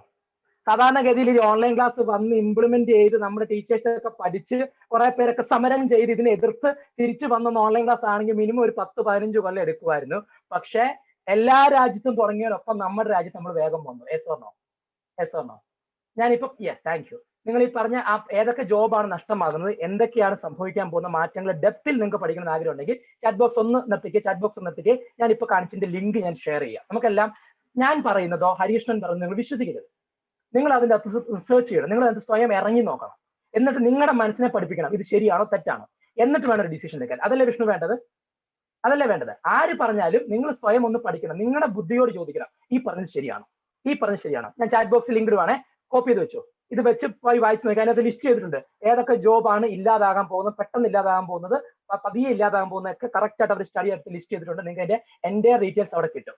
ഇത് ഒത്തിരി ഉണ്ട്, കുറച്ചധികം വായിക്കാനുണ്ട്. അങ്ങനെ വായിക്കാൻ താല്പര്യമുള്ളവർ അത് പോയി മൊത്തം വായിച്ചു നോക്കുക. ബ്രീഫ് ആയിട്ടുള്ള സംഭവം ഞാൻ ഇടയ്ക്ക് വെച്ച് വീണ്ടും ഷെയർ, സിമ്പിൾ ആയിട്ടുള്ള സംഭവം ഇടയ്ക്ക് ഞാൻ ഒരിക്കൽ കൂടെ ഷെയർ തരാം. സോ ഇവിടെ നമ്മൾ ചെയ്യേണ്ട ഇതാണ്, മാറ്റത്തിനനുസരിച്ച് മാറാൻ നമ്മൾ തയ്യാറാണ്. മാറ്റത്തിനനുസരിച്ച് നമ്മൾ മാറാൻ തയ്യാറായാൽ അത് ഈ ഓരോ ചലഞ്ചും നമുക്ക് ഓപ്പർച്യൂണിറ്റി ആയിട്ട് മാറും. I will give A simple clear example. നിങ്ങൾ മറ്റേ കോയിൻ ഇട്ട് ഫോൺ വിളിക്കുന്ന കണ്ടോ? റെഡ് ബോക്സിൽ ഒരു രൂപ കോയിൻ ഇട്ട് വിളിച്ച ഫോൺ കണ്ടോ? നമ്മുടെ ഒരു 10 കൊല്ലം മുമ്പൊക്കെ കടയിരിപ്പുണ്ട്. ആ 10 വർഷം മുമ്പ് ഞാൻ വന്ന് നിങ്ങളോട് പറയുവാണ്, ഈ കോയിൻ ഇട്ട് വിളിക്കുന്ന ഫോണും STD ബൂത്തുകളും ഇല്ലാതാകുമെന്ന് പറഞ്ഞാൽ നിങ്ങൾ ചിന്തിക്കുന്നത് എന്താ? പിന്നെ മനുഷ്യന് ഫോൺ വിളിക്കാൻ വേണം, കാരണം മനുഷ്യൻ ഇപ്പൊ ഫോണൊക്കെ ആയിട്ട് കണക്ട്, ഫോൺ ഇല്ലാതെ പറ്റത്തില്ല എന്നും അതൊന്നും നടക്കുന്ന കാര്യമല്ല എന്ന് കൂടുതൽ ആൾക്കാരും ചിന്തിച്ചേനെ. ആക്ച്വലി സംഭവിച്ചത് എന്താ? ഫോൺ വിളി ഇല്ലാതായിട്ടില്ല. ഫോൺ വിളി അതിന്റെ സ്മാർട്ട് ഫോണേക്കൂടെ ടെക്നോളജി കൂടെ അതിന്റെ ബെസ്റ്റിലേക്ക്, അതിന്റെ പീക്കിലേക്ക് മാറി. ഇല്ലാതായി പോയത് ആ കോയിൻ ബോക്സ് ഇല്ലാതായി മാറി, നമ്മുടെ STD ബൂത്ത് ഇല്ലാതായി മാറി. Yes or no? സോ അതിനെ അപ്ഗ്രേഡ് ചെയ്ത ആൾക്കാർക്ക് അവസരം ലഭിക്കുകയും അപ്ഗ്രേഡ് ചെയ്ത് ഒരു വലിയ ബിസിനസ്സിലേക്ക് പോവുകയും ചെയ്തു. അല്ലാത്തൊരു പുറന്തള്ളപ്പെട്ടു. Yes or no? So in every challenge there is an opportunity. Nowadays we are facing a big challenge called COVID-19. It's a big pandemic. Exactly, Parvati. Thank you so much. COVID. Parvati സംസാരിക്കാൻ കണ്ടു. ഈ പാൻഡമിക്കിനെ നമുക്ക് എങ്ങനെ ഒരു അവസരമാക്കി മാറ്റാം? That is my question. ഈ പാൻഡമിക്കിനെ നമുക്കൊരു അവസരമാക്കി മാറ്റാൻ പറ്റുമോ? നിങ്ങൾ കേൾക്കുന്ന ആൾക്കാർ, നിങ്ങൾ ഈ ട്രെയിനർമാരെല്ലാം വന്ന് തള്ളോട് തള്ള, അത് കേൾക്കാൻ ഭയങ്കര രസമാണ്. ഇത് കേട്ട് കഴിയുമ്പോൾ നമുക്കിങ്ങനെ ആവേശമൊക്കെ തോന്നും. പക്ഷെ 2 ദിവസം കഴിയുമ്പോൾ സാറേ മോട്ടിവേഷൻ ഒക്കെ പോകും. പിന്നെ നമുക്ക് കിടന്നുറങ്ങുക, തണുപ്പ്, പ്രശ്നങ്ങൾ. ഞാനൊരു കൊട്ടേഷൻ പങ്കുവെക്കാം. Agree or disagree, that's all. Challenges help you to realize and unleash your true potential. പ്രതിസന്ധികൾ നിങ്ങളുടെ യഥാർത്ഥ കഴിവ് കണ്ടെത്താനും തിരിച്ചറിയാനും സഹായിക്കും. Yes or no? That is my question. Yes or no? Yes yes yes yes. ഇതാ ഇന്ന് ഞാൻ റിലീസ് ചെയ്ത കോട്ട് ഇത് തന്നെയാണ്.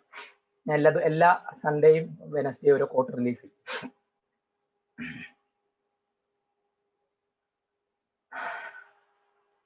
ഒരു കഥ സല്ലട്ടുമാ. സല്ലട്ടുമാ.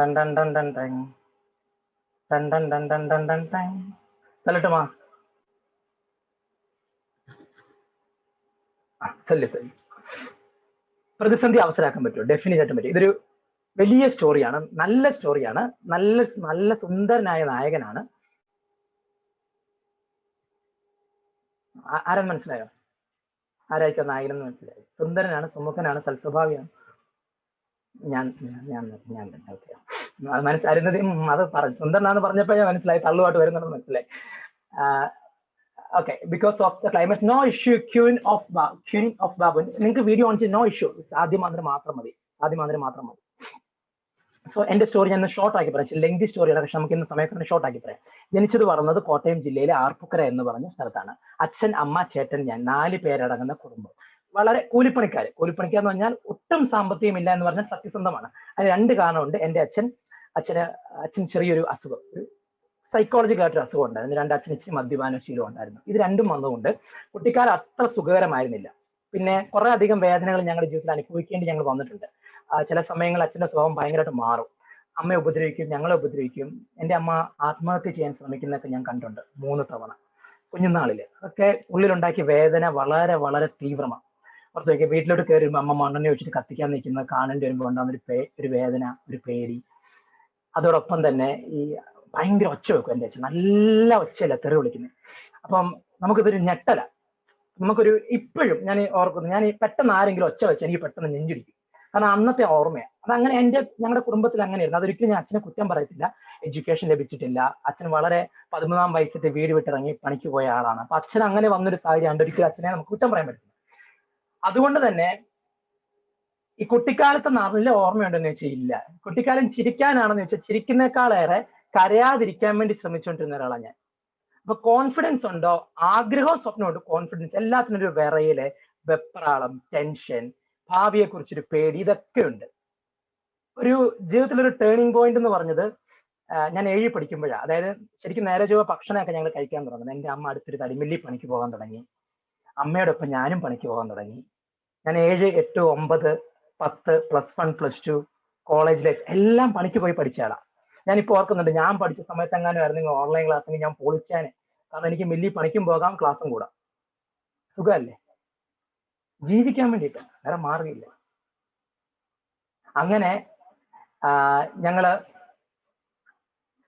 ഞാൻ 10ൽ സാമാന്യം നല്ല മാർക്ക് പാസ്സായി. Then I completed my +2. അതും സാമാന്യം നല്ല മാർക്ക് ഉണ്ടായിരുന്നു.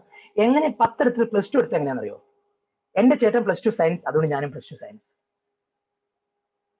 കാരണം വേറെ ഓപ്ഷൻ ഇല്ല, വേറെ അറിയത്തില്ല, ആരും പറഞ്ഞു തന്നിട്ടില്ല. Then I choose polytechnic. Why I choose polytechnic? Simple, പെട്ടെന്ന് ജോലി കിട്ടാനുള്ള മാർഗം. പോളിടെക്നിക്ക് പോയാൽ യന്ത്രങ്ങളുടെ പ്രവർത്തനങ്ങൾ പഠിക്കാൻ വേണ്ടി പോയതല്ല. പകരം പോളിടെക്നിക്ക് പോയിട്ട് ഇൻസ്ട്രുമെന്റേഷൻ എന്ന് പറഞ്ഞാൽ റയർ കോഴ്സ്, ഏറ്റവും റയർ കോഴ്സ് പഠിച്ചാൽ പെട്ടെന്ന് ജോലി കിട്ടും. ശരിയല്ലേ? നമ്മൾ അങ്ങനെയല്ല നോക്കുന്നത്. എന്താണ് റയർ കോഴ്സ്? ആരും പഠിക്കാത്ത സ്ഥാനം പോയി പഠിച്ചു കഴിഞ്ഞാൽ നമുക്ക് ജോലി കിട്ടില്ല.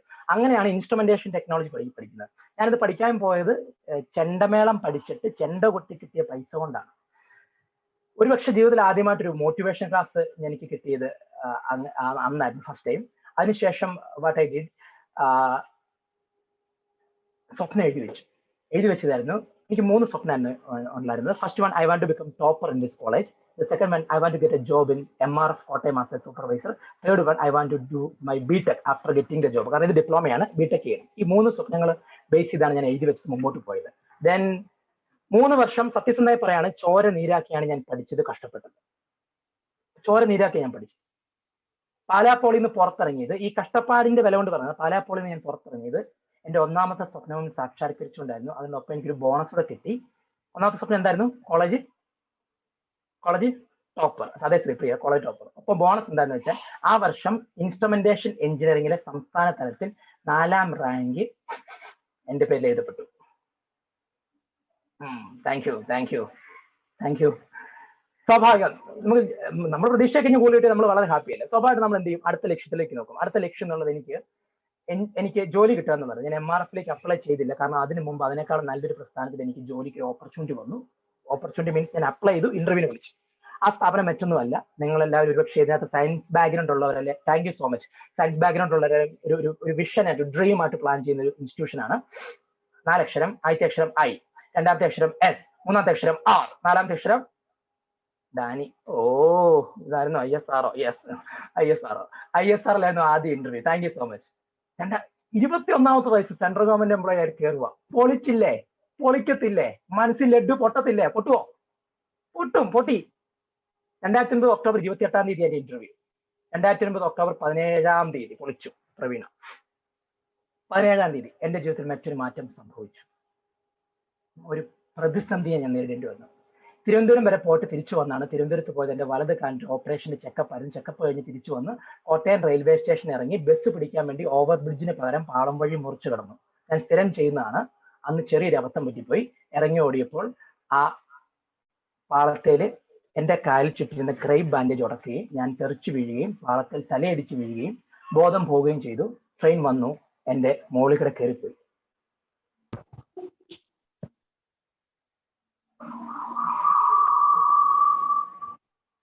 ആ ട്രെയിൻ കയറിപ്പോയത് എന്റെ വലത് കൈപ്പത്തിന്റെ മുകളിൽ കൂടെയാണ്. എന്റെ വലത് കൈപ്പത്തി പൂർണ്ണമായും അറ്റുപോയി. എനിക്ക് വലത് കൈപ്പത്തി ഇല്ല, ഇത് വെപ്പുകയ. അവിടെ കൊണ്ട് അവസാനിച്ചില്ല. ആ ട്രെയിൻ എന്റെ ഇടത് കാലും എടുത്തുകൊണ്ട് പോയി. എനിക്ക് ഇടത് കാലും ഇല്ല, മുട്ടിന് താഴെ. അവിടെ കൊണ്ടും തീർന്നില്ല. ആ ട്രെയിൻ എന്റെ ഇടത് കൈ പകുതി മുറിച്ചിട്ടതാണ്. ഇത് തുന്നിച്ചെടുത്താണ്. This is my maximum stretching. I'm not bending. This is my maximum stretching. ഇതാണ് ഞാൻ. ഇതാണ് യഥാർത്ഥ ഞാൻ.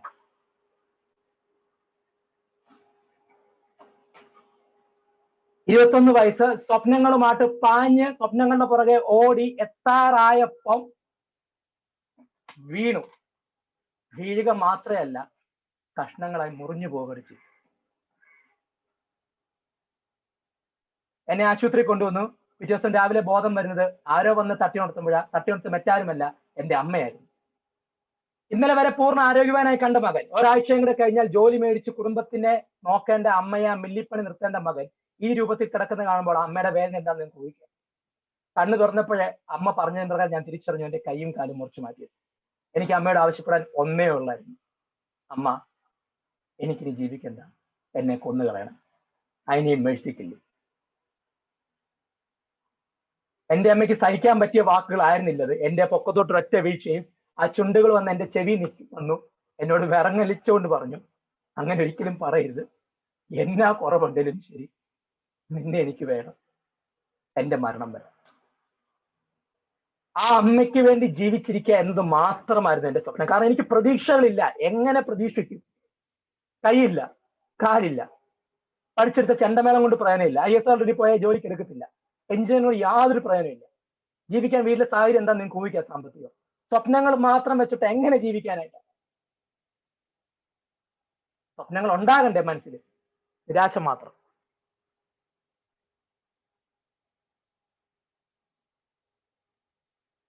നമ്മള് കുഴിയിലേക്ക് വീഴുന്ന സമയത്ത് ചില വ്യക്തികൾ, അത് ദൈവത്തിന്റെ രൂപങ്ങൾ എന്ന് വിളിക്കാനാണ് ഞാൻ ഇഷ്ടപ്പെടുന്നത്. ഞാൻ ദൈവവിശ്വാസി ആയതുകൊണ്ട് നമ്മളെ കാണാൻ വരും. അങ്ങനെ കാണാൻ വന്നൊരു മനുഷ്യനുണ്ട് എന്റെ ജീവിതത്തിൽ. പേര് സെബാസ്റ്റ്യൻ ജോർജ്. എന്റെ മുന്നിൽ വന്ന് എന്നോട് സ്വപ്നങ്ങൾ പറഞ്ഞ മനുഷ്യൻ. എന്നോട് അദ്ദേഹം പറയും, അനീഷ് ജനിച്ചപ്പോൾ എങ്ങനെയായിരുന്നെങ്കിൽ എന്ത് ചെയ്തേനെ? ഉള്ളതുകൊണ്ട് ജീവിക്കുവോ അതോ ഇരുന്ന് കരയുവോ? അനീഷ് ജനിച്ചപ്പോൾ ഒരു കൈയും കാലും ഇല്ലായിരുന്നെങ്കിൽ ഉള്ളതുകൊണ്ട് ജീവിക്കുവോ കരയുവോ? ഞാൻ പറഞ്ഞു ജീവിക്കും. എന്നാൽ ജീവിക്കുക. അനീഷ് ജനിച്ചപ്പോൾ എങ്ങനെയായിരുന്നു? അനീഷ് അറിയാവോ? അനീഷ് ടെക്നോളജി ഒക്കെ ഭയങ്കരമായിട്ട് വളരാൻ പോവാ. അടുത്തൊരു 5-10 കൊല്ലം കഴിയുമ്പോൾ ഉണ്ടല്ലോ, ഓട്ടോമാറ്റിക് കാറുകളും കാര്യങ്ങളൊക്കെ വരും. അനീഷിന് വണ്ടി ഓടിക്കാൻ പറ്റും. അനീഷ് നന്നായിട്ട് വേണമെങ്കിൽ ജോലി ചെയ്യാൻ പറ്റും. അനീഷിന് വിദേശത്ത് പോകാൻ പറ്റും. അനീഷിന് വിവാഹം കഴിക്കാൻ പറ്റും. അനീഷെ ഭാവി ശോഭനമാണ്. അനീഷിൽ മാത്രം വിശ്വസിച്ചാൽ മതി എന്ന് കൈയും കാലും ഇല്ലാതെ കിടന്ന് കരയുന്ന ഒരാളുടെ മുഖത്ത് നോക്കി പറയാനുള്ള ധൈര്യം ഈ മനുഷ്യനുണ്ടായി. ആ ധൈര്യത്തിൽ നിന്ന് ഏറ്റുപിടിക്കാൻ എനിക്ക് എന്റെ അമ്മയെ കിട്ടി. ഞാൻ അമ്മയോട് ചോദിച്ചു, അമ്മ എനിക്ക് എങ്ങനെ ജീവിക്കാൻ പറ്റും? ഒരു ആണി എടുത്തിട്ട് ചുറ്റിക കൊണ്ട് തറയ്ക്കാൻ പോലും എനിക്ക് പറ്റില്ല. അമ്മ പറഞ്ഞു, നിനക്ക് നിന്റെ നാവ് കൊണ്ട് മറ്റുള്ളവർക്ക് നന്മ പറഞ്ഞു കൊടുത്തുകൂടെ? ഞാൻ പറഞ്ഞ വിറയ്ക്കും. നീ ചെയ്, സമയമാകുമ്പോൾ അതൊക്കെ സാധ്യമാകും. പിന്നീട് തിരിച്ചറിയാൻ വേണ്ടിയുള്ള ഒരു വാശിയായിരുന്നു, ഒരു വാശി. ഇന്ന് നിങ്ങൾ എന്തൊക്കെ ചെയ്യുന്നുണ്ട് അതിനകത്ത് 90% അല്ലെങ്കിൽ 95% കാര്യങ്ങൾ without anyone help I can do it. ആരുടെയും സഹായമില്ലെന്ന് എനിക്ക് ചെയ്യാൻ സാധിക്കും. പക്ഷെ എനിക്ക് എന്റെ വരുമാനം വേണം, മുമ്പോട്ട് ജീവിക്കാൻ മാർഗം വേണം. ആ യാത്ര ചെന്ന് അവസാനിച്ചത് ഡോക്ടർ മാത്തിക്കണവല എന്ന, ഈ സ്ക്രീനിൽ നിങ്ങൾ എന്നോടൊപ്പം കാണുന്ന ഈ മനുഷ്യന്റെ വീട്ടിലാണ്. ഡോക്ടർ മാത്തിക്കണവല എന്റെ ഗുരുനാഥൻ, എന്നെ സ്വപ്നം കാണാൻ പഠിപ്പിച്ച, സ്വപ്നം എഴുതി വെക്കാൻ പഠിപ്പിച്ച, സ്വപ്നങ്ങളോടെ പായാൻ പഠിപ്പിച്ച വ്യക്തിത്വം. 2 വർഷത്തിനൊപ്പം നീ എന്റെ ഒപ്പം ഇംഗ്ലണ്ടിൽ വന്ന് ക്ലാസ് എടുക്കുമെന്ന് പറയാൻ ധൈര്യം കാണിച്ച വ്യക്തിത്വം. ആ ധൈര്യമാണ് 1.5 വർഷത്തിനകം അദ്ദേഹത്തിനൊപ്പം ഇംഗ്ലണ്ടിൽ പോയി ക്ലാസ് എടുക്കാനുള്ള ഭാഗ്യം എനിക്ക് ഉണ്ടാക്കി തന്നത്. ഒരു തവണയല്ല, പല തവണ. നിങ്ങൾ തെറ്റിദ്ധരിച്ചേക്കരുത് എനിക്ക് ഭയങ്കര ധൈര്യവും ഭയങ്കര മെന്റൽ പവർ അല്ല. വിറച്ച് ടെൻഷൻ അടിച്ച് പേടിച്ച് നിൽക്കുന്ന ഒരു മനുഷ്യനെ ഞാൻ. പക്ഷെ എനിക്ക് എന്ത് വേണമെന്നുള്ളതിന് ഉത്തരം തന്നു, എങ്ങനെ സ്വപ്നം കാണണമെന്ന് എന്നെ പഠിപ്പിച്ചു തന്നു, അതിന്റെ പുറകെ പോകണമെന്ന്.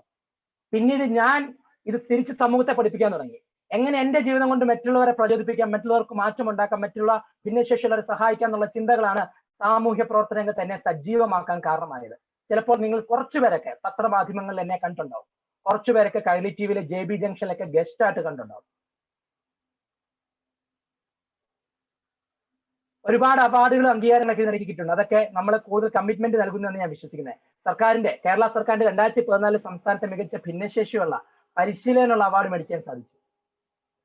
2009 തിരുവനന്തപുരത്ത് നിന്ന് തിരിച്ചിങ്ങോട്ട് വന്നപ്പോൾ എന്റെ കൈയും കാലും നഷ്ടമായെങ്കിൽ 2014 ഞാൻ തിരുവനന്തപുരത്ത് തിരിച്ചു പോയത് ഈ അവാർഡ് കരസ്ഥമാക്കാൻ വേണ്ടി.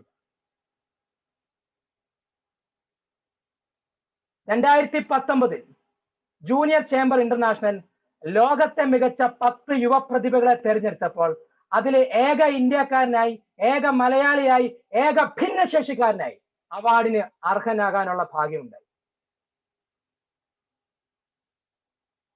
Thank you so much. Thank you Drishya, ഒരു കുഞ്ഞു കയറി കിട്ടി. Thank you. നിങ്ങൾ സ്നേഹമുള്ളവർ ഇപ്പൊ ചിന്തിച്ചൊരു കാര്യമുണ്ട്, സാറേ കല്യാണം വല്ലോ ആയോ, കല്യാണം കഴിഞ്ഞോ? നമ്മൾ കണ്ടുപിടിക്കുമല്ലേ, അത് ഫേസ്ബുക്കിലൂടെ കണ്ടുപിടിച്ചു. നമുക്ക് കഴിവുണ്ടെങ്കിൽ ആ കഴിവ് പ്രകടിപ്പിക്കാനോ ചോദിക്കാനോ യാതൊരു മടിയും വെക്കരുത്. ഞാൻ മാട്രിമോണിയിലൊന്നും പോകത്തില്ല, നേരിട്ട് പ്രപ്പോസ് ചെയ്തത് ഫേസ്ബുക്കിൽ പോസ്റ്റ് ഇട്ടു, അങ്ങനെ കണ്ടുപിടിച്ചു. ഇതിന്റെ കഥ നിങ്ങൾക്ക് കേൾക്കണമെന്നുണ്ടെങ്കിൽ അടുത്ത മെയ് 19 ഉടൻ പണത്തിൽ ഞാൻ ഗസ്റ്റ് ആയിട്ട് വരുന്നുണ്ട്. അതിന്റെ അകത്ത് ഈ കഥ ഞാൻ പറയുന്നുണ്ട്, കണ്ടുപോയിക്കും. ഞാൻ എന്റെ വീട്ടിൽ വന്ന കഴിഞ്ഞ പ്രാവശ്യം അത് വീട്ടിലെ ഷൂട്ടിങ്ങില്ല, അത് ഇവിടെയായിരുന്നു. അത് പിന്നെ മനസ്സിലാക്കാം. ഇപ്പം കല്യാണമൊക്കെ ഇപ്പോൾ നിൽക്കട്ടെ, നമുക്ക് ഫ്യൂച്ചർ അതിന് പ്ലാൻ ചെയ്യാം.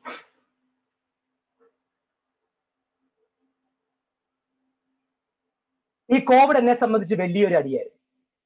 എന്റെ പരിശീലന മേഖല മുഴുവൻ തകർത്തൊരു സംഭവം, ഒരു വാശിയായിരുന്നു.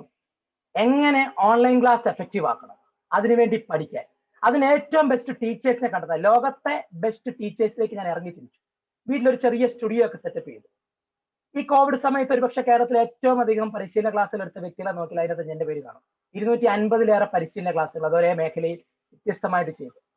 ഒറ്റ വാക്കിൽ ഞാൻ അവതരിപ്പിക്കാം. കോവിഡിന് മുമ്പുള്ള അനീഷ് ആയിരിക്കില്ല എന്നും അടുത്ത 15 വർഷം ഉണ്ടാകാൻ പോകുന്ന മാറ്റം എന്താണെന്ന് പഠിച്ചിട്ട് അതിനെ ബേസ് ചെയ്ത് അതിന് സിസ്റ്റമാറ്റിക് ആയിട്ട് വർക്ക് ചെയ്ത് ഒരു പുതിയ അനീഷിനെ ഞാൻ രൂപാന്തരപ്പെടുത്തുമെന്നൊരു തീരുമാനം ഉണ്ടായിരുന്നു. അതാണ് മോട്ടിവേഷൻ ട്രെയിനർ നിന്ന് പേഴ്സണൽ ട്രാൻസ്ഫോർമേഷൻ കോച്ചിലേക്ക് മാറാനുള്ള കാരണമായി. അതാണ് നിങ്ങളുടെ മുന്നിലിരിക്കുന്ന ഈ ഞാനിപ്പോൾ. Your fate is not determined by what happens to you, but how you respond to it.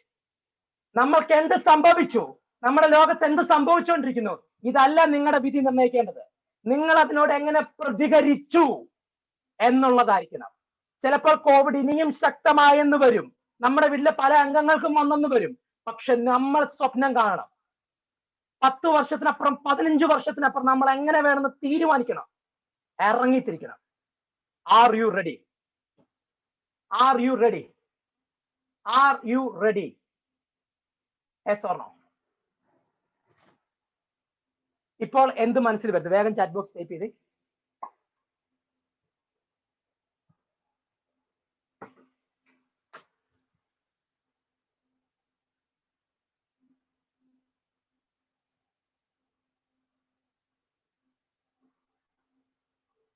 Wow,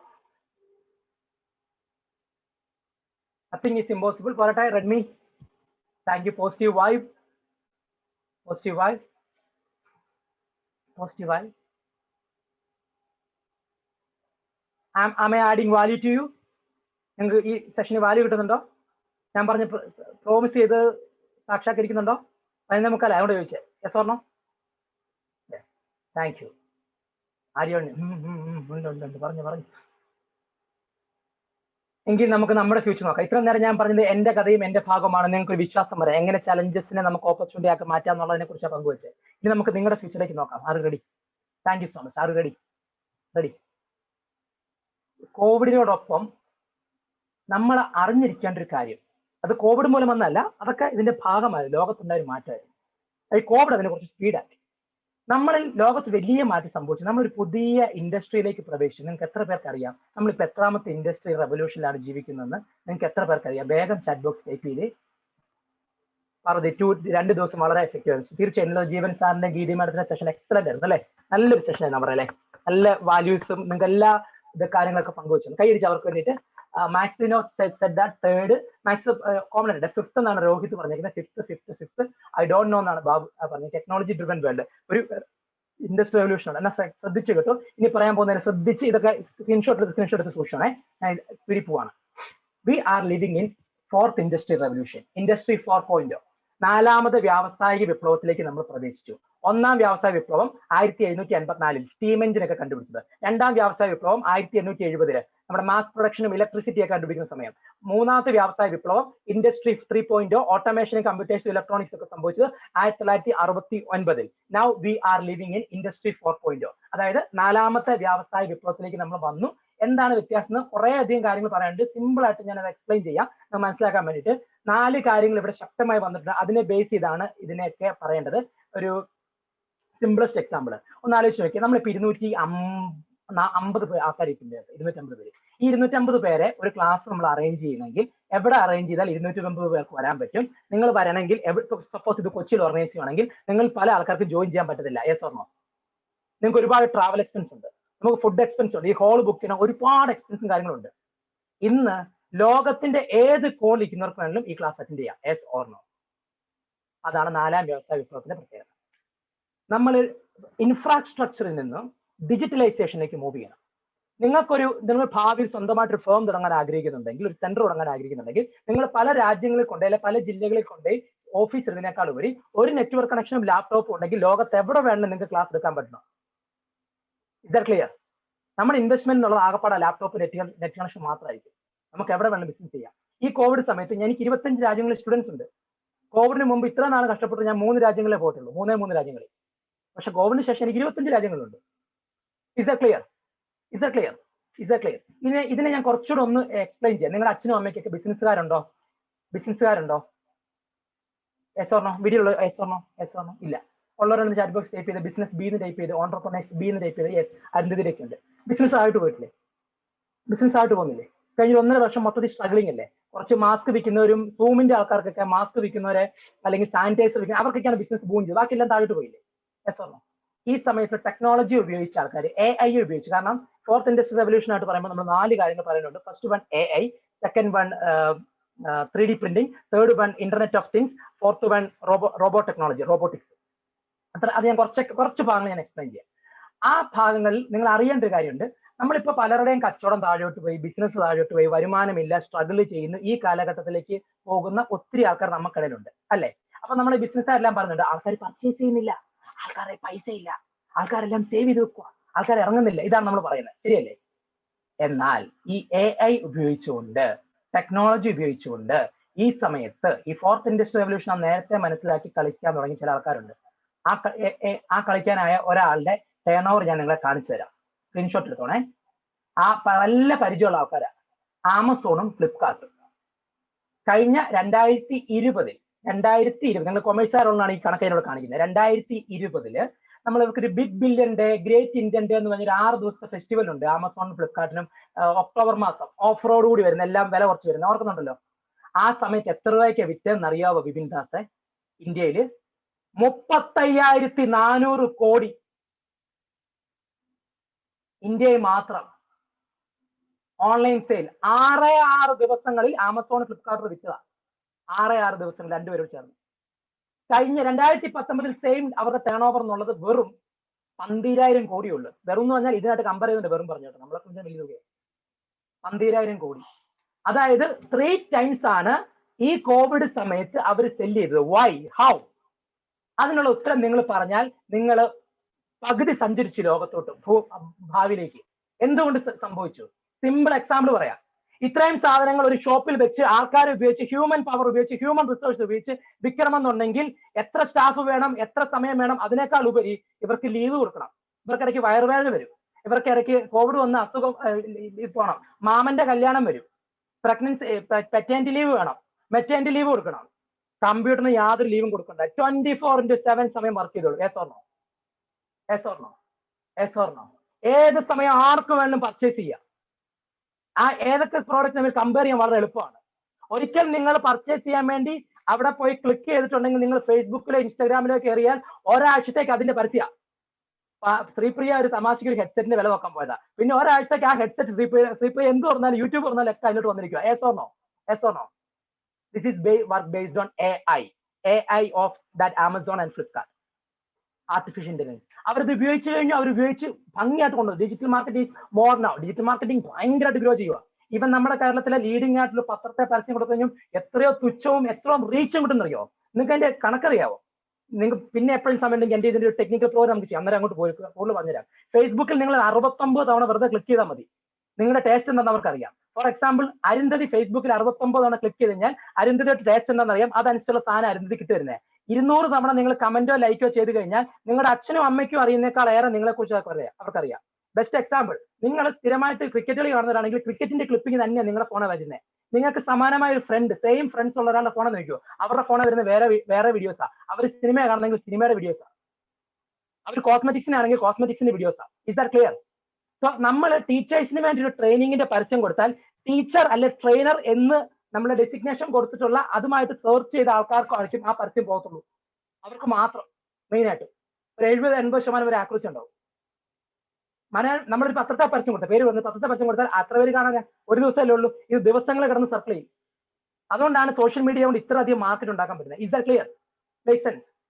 clear? So ഇനി എന്റെ ചോദ്യം ഇതാണ്, ഇനി നമ്മൾ ചിന്തിക്കേണ്ടതാണ് ഈ ടെക്നോളജി മാറുന്നത് നമുക്ക് എങ്ങനെ ഉപയോഗിക്കാം. അതുകൊണ്ട് ഞാൻ 4 കാര്യങ്ങൾ നിങ്ങളുടെ മുമ്പിലേക്ക് ഒന്ന് പരിചയപ്പെടുത്തുകയാണ്. ഇതിന്റെ ഡീറ്റെയിൽ ആയിട്ട് പറയുന്നില്ല, 4 കാര്യം ജസ്റ്റ് ഒന്ന് പരിചയപ്പെടുന്നു.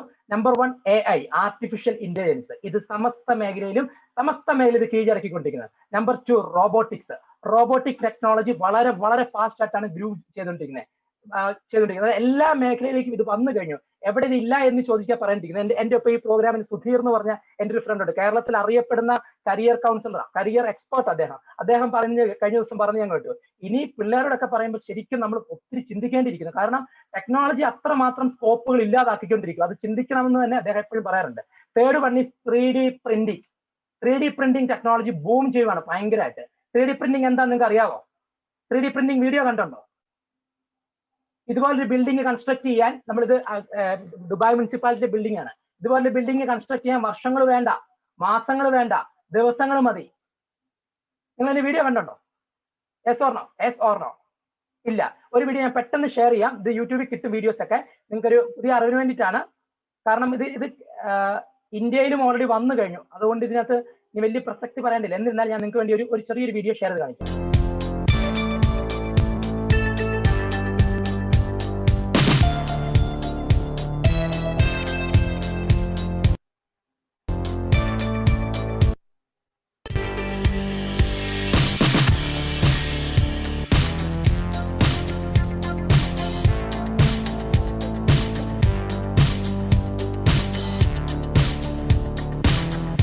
ആ കാണുന്ന റോബോട്ടാണ് ബിൽഡ് ചെയ്യുന്നത്.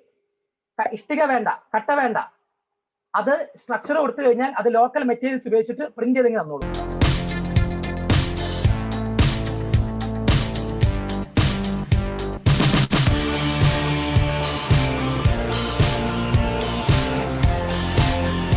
ഇതുപോലെ ലെയർ ആയിട്ട് പ്രിന്റ് ചെയ്ത് തരും.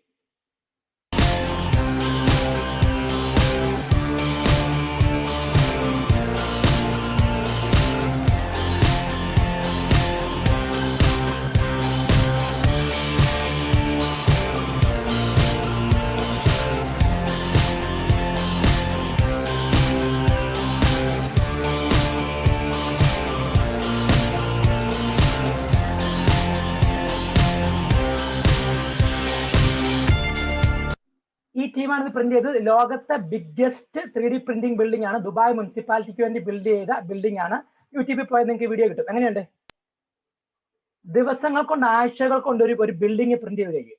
ഇതറിയാതെ സിവിൽ എഞ്ചിനീയറിംഗ് പഠിക്കാൻ പോകുന്ന ഒരു യുവാവിന്റെ ഭാവി എന്താ? ഇതറിഞ്ഞിട്ട് ഇതിന്റെ സാധ്യത ഉപയോഗിക്കാൻ പോകുന്ന യുവാവിന്റെ ഭാവിയോ? അതാണ് നമ്മൾ ചിന്തിക്കേണ്ടത്. ജോലി നഷ്ടമാകുന്നതിനെ കുറിച്ചല്ല, ഈ ടെക്നോളജി എങ്ങനെ നമുക്ക് ഉപയോഗിക്കാം എന്നുള്ളതാ. ഇത് കഴിഞ്ഞ ഇതിനെക്കുറിച്ച് ഞാൻ ക്ലാസ് എടുക്കാൻ വേണ്ടി ഇപ്പോൾ ഒരു 6 മാസത്തോളം ഈ ഒരു കാര്യങ്ങളൊക്കെ പങ്കുവെക്കുന്നുണ്ട്. അപ്പൊ ഞാൻ എന്റെ മനസ്സിൽ കിടന്നൊരു കാര്യം, ഇന്ത്യയിൽ ഇത് പറഞ്ഞെങ്കിൽ ഒരു 3 വർഷം എടുക്കും. ഒരു 3 വർഷം ആകുമ്പോൾ ഇന്ത്യയിൽ ഇത് വരും. അതിനുശേഷം നമ്മൾ ആൾക്കാർ ഇത് വിശ്വസിക്കുന്നുണ്ട്. പക്ഷെ നമ്മളെ ഞെട്ടിച്ചു. കഴിഞ്ഞ മാസം ഈ സംഭവം ഇന്ത്യയിൽ വന്നു. കഴിഞ്ഞ മാസം ഇത് ഇവിടെ കൺസ്ട്രക്ട് ചെയ്തു. India's first 3D printed house inaugurated at IIT Madras. IIT മദ്രാസിലെ മലയാളിയായ ഒരു യുവാവിന്റെ നേതൃത്വത്തിൽ ഇന്ത്യയിലെ ആദ്യത്തെ 3D പ്രിന്റിംഗ് വീട് 5 ദിവസം കൊണ്ട് പ്രിന്റ് ചെയ്തെടുത്തു. പ്രിന്റിംഗ് ഭാഗമല്ല, 5 ദിവസം കൊണ്ട് തീർന്നു. സ്ക്രീൻഷോട്ട് എടുത്തു. എന്നിട്ട് ഞാനൊരു വീഡിയോ ലിങ്ക് ഇട്ട് തരാം.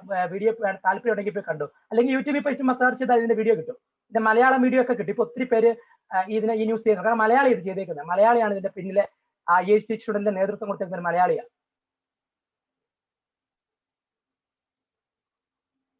30% ചെലവ് കുറവാണ്. 30%. നമ്മൾ എങ്ങോട്ട് പോകും? എനിക്ക് മുമ്പേ ഇരിക്കുന്ന ദൃശ്യ ഭാവിയിൽ ഒരു വീട് വെക്കാൻ പ്ലാൻ ചെയ്യുമ്പോൾ ഇനി അതിന് ഡിസൈൻ പറയുക, പറമ്പ് കാണിച്ചു കൊടുക്കുക, അവരെ ഏൽപ്പിക്കുക, അവർ 2 ആഴ്ച കൊണ്ട് പറമ്പിൽ കൊണ്ട് പ്രിന്റ് ചെയ്തിട്ട് പൊക്കോളും. Link in the chat box. Is that clear? ഇത് എഞ്ചിനീയറിംഗ് രംഗത്ത് ഇത് വെച്ച് നമ്മുടെ ബോഡി പാർട്സ് വരെ ഉണ്ടാക്കാമെന്നേ. ശരീരത്തിന്റെ ഭാഗങ്ങൾ ഉണ്ടാക്കാം. സ്റ്റാർട്ട് ചെയ്തു. 3D പ്രിന്റിങ് ഭയങ്കരമായിട്ട് ബൂം ചെയ്യാൻ തുടങ്ങി. സയൻസ് പഠിക്കുന്നവർ ഇത് മനസ്സിലാക്കിയിട്ട് മുമ്പോട്ട് മൂവ് ചെയ്യണമെന്ന് പറയണം. Make sense? Make sense? അത് നമ്പർ 2. മെഡിക്കൽ രംഗത്തേക്ക് പറയുകയാണെങ്കിൽ മെഡിക്കൽ രംഗത്തെ ഏറ്റവും അധികം മാറ്റം ഉണ്ടാക്കാൻ പോകുന്ന ഒന്ന് റോബോട്ടിക്സ് ആണ്. റോബോട്ടിക്സും ഇതെല്ലാം ഇന്റർകണക്ട് കേട്ടോ, എല്ലാം ഇന്റർകണക്ട് ആണ്. റോബോട്ടിക്സ് വലിയ മാറ്റം ഉണ്ടാക്കാൻ പോവാണ്. കാരണം ഡോക്ടേഴ്സിനെ റീപ്ലേസ് ചെയ്യാനുള്ള ഏറ്റവും അധികം സ്കോപ്പ് റോബോട്ടിന് സാധ്യമാണ്. നേഴ്സസിനെ റീപ്ലേസ് ചെയ്യാൻ പറ്റത്തില്ല, ഇൻഡിവിജ്വൽ കെയർ വേണം. പക്ഷെ ഡോക്ടേഴ്സിനെ റീപ്ലേസ് ചെയ്യാൻ പറ്റും. അത് സാധ്യമായിട്ടുണ്ട്. എൻ്റെ ഒരു ഫ്രണ്ട്, അദ്ദേഹം ഡെപ്യൂട്ടി DM ആയിരുന്നു കേരളത്തിലെ പ്രധാന ജില്ലയിലെ. അദ്ദേഹം കഴിഞ്ഞ ദിവസം അതിന് കാര്യമുണ്ട്. ഇനി ഡോക്ടർ ആകാൻ പോകുന്ന ഒരാള് അതിയായ പാഷൻ ഉണ്ടെങ്കിൽ മാത്രമേ പോകാവുള്ളൂ. കാരണം സർക്കസിന് ഇപ്പൊ ചേരാൻ പോകുന്നതിന് തുല്യമായിരിക്കും. നിങ്ങൾ തെറ്റിദ്ധരിക്കരുത്. ഞാൻ ഇത് താഴ്ത്തി കിട്ടുമെന്ന് പറയുന്നത് ഡോക്ടേഴ്സ് ആയാലും എന്നോട് ദേഷ്യം തോന്നരുത്. കാരണം ഇന്ത്യയിലെ ഡോക്ടേഴ്സിന്റെ എണ്ണവും അവർക്കുള്ള എംപ്ലോയബിൾ ഓപ്പർച്യൂണിറ്റിയും വരുമാനവും കമ്പയർ ചെയ്യുമ്പോൾ അത് തന്നെ പറയേണ്ടിയിരിക്കുന്നു. ഇന്ത്യയിൽ ഇപ്പൊ 12 ലക്ഷം ഡോക്ടേഴ്സ് ഉണ്ട്. അതിനകത്ത് 2 ലക്ഷം അൺഎംപ്ലോയബിൾ ആണ്, ജോലി ഇല്ലാതെ ഇപ്പോൾ 2 ലക്ഷം പേര് doctors. MBBS doctors, I'm talking about that, not about homeo or Ayurveda. ഒരു വർഷം 85,000 ഡോക്ടേഴ്സ് ഇന്ത്യയിൽ പഠിച്ചിറങ്ങുന്നത്. 85,000 പേര്. അതിന്റെ അകത്ത് 20,000 പേര് MDക്ക് പോകുന്ന കണക്കൂട്ട്. ബാക്കി 65,000 പേരുണ്ട്. അതിനകത്ത് 5,000 പേരാണ് ഗവൺമെന്റ് സെക്ടറി ജോബിന് കയറുന്നുള്ളൂ. ബാക്കിയുള്ള 60,000 കയറാനുള്ള മാർഗം പ്രൈവറ്റ് സെക്ടറാണ്. പ്രൈവറ്റ് സെക്ടറിൽ സ്വന്തമായിട്ട് ക്ലിനിക്ക് കിട്ടാനുള്ള അവസ്ഥ നിങ്ങൾക്ക് ഇപ്പം അറിയാം. നിങ്ങൾ തന്നെ കാണുന്നുണ്ട്. അല്ലെങ്കിൽ ലക്ഷറി ഹോസ്പിറ്റൽ, നല്ല ലക്ഷറി ഹോസ്പിറ്റലിൽ പോയിട്ട് വർക്ക് ചെയ്താൽ മെച്ചമുണ്ട്. ലക്ഷറി ഹോസ്പിറ്റലിൽ പോകണം. അവിടെ എത്ര പേർക്ക് എൻട്രി കിട്ടും? അവിടെ എങ്ങനെയാണ് പേയ്മെന്റും കാര്യം നിങ്ങൾക്ക് അറിയാമല്ലോ, ഞാൻ പറയേണ്ടില്ല. ഒരു മീഡിയം ക്ലാസ്സിൽ സൗകര്യങ്ങൾ ഒരിക്കലും ഇല്ലെങ്കിൽ ആൾക്കാർ വരത്തില്ല. ഒരു എക്സാമ്പിൾ പറഞ്ഞാൽ, നല്ല ശതമാനം ആൾക്കാർക്ക് ഇപ്പൊ ഹെൽത്ത് ഇൻഷുറൻസ് ഉണ്ട്. ഇപ്പം ഒരു നെഞ്ചുവേദന വന്നാലും വയറുവേദന വന്നാലും ആൾക്കാർ സ്പെഷ്യാലിറ്റി ഹോസ്പിറ്റലിലേക്കാണ് പോകുന്നത്. എസോർണോ? അപ്പൊ മീഡിയം ക്ലാസ് ഉള്ള ഒരു ഹോസ്പിറ്റലിലേക്ക് ആൾക്കാർ പോകത്തില്ല. അപ്പൊ നിങ്ങൾ ഒരു ഡോക്ടർ ആയിരിക്കുകയാണെങ്കിൽ ഒന്നെങ്കിൽ മെഡിക്കൽ ഗവൺമെന്റ് സെക്ടറിൽ കയറിക്കണം, അല്ലെങ്കിൽ സ്പെഷ്യലൈസ് ചെയ്തിട്ട് ഒരു സ്പെഷ്യലൈസ്ഡ് ഹോസ്പിറ്റലിൽ കയറണം. അവിടെ നിങ്ങൾക്ക് കഴിവില്ലെങ്കിൽ നിങ്ങൾ പുറന്തള്ളപ്പെടും. പ്ലസ് ടെക്നോളജി കാര്യം ഏറ്റെടുത്തു. ഇന്ന് ഡയഗ്നോസ് ചെയ്യാൻ ഡോക്ടറിന്റെ ആവശ്യം പലപ്പോഴും ഇല്ല. സർജറി ഡോക്ടേഴ്സിന് ആവശ്യമില്ല. ഇനി സംഭവിക്കാൻ പോകുന്നത്, ഒരു ഡോക്ടർ ഒരു സ്ഥലത്തിരുന്ന്, ഇപ്പൊ ഇന്ത്യയിൽ ഇരുന്ന് അല്ലെങ്കിൽ അമേരിക്കയിൽ ഇരുന്ന് ലോകത്ത് എവിടെ വേണമെങ്കിലും ഓൺലൈനായിട്ട് സർജറി ചെയ്യാൻ പറ്റും. റോബോട്ട് ചെയ്തോളും. Keyhole surgery. Yes or no? So doctors ആകാൻ പോകേണ്ടത് ആദ്യം പഠിക്കുന്നത് ടെക്നോളജിയാ. then how to connect with people, social skills. പിന്നെ വേണം ബയോളജി പഠിക്കാൻ. Is that clear? Makes sense? So നിങ്ങൾ പാഷനേറ്റ് ആണോ, ഏത് മേഖലയും സാധ്യതയുണ്ട്, അത് വേറെ കാര്യം. അങ്ങനെ ചിന്തിക്കരുത്. അതായത് നിങ്ങൾ പാഷനേറ്റ് ആണ്, നിങ്ങൾക്ക് ആ മേഖല ഭയങ്കര താല്പര്യമാണ്, എനിക്ക് അവിടെ നന്നായിട്ട് വർക്ക് ചെയ്യാൻ പറ്റും, then you have a lot of opportunities. അല്ലാതെ തല്ലി പഴിപ്പിച്ച് അങ്ങോട്ട് പോയാൽ എത്തത്തില്ല. Is that clear? Make sense? Then fine.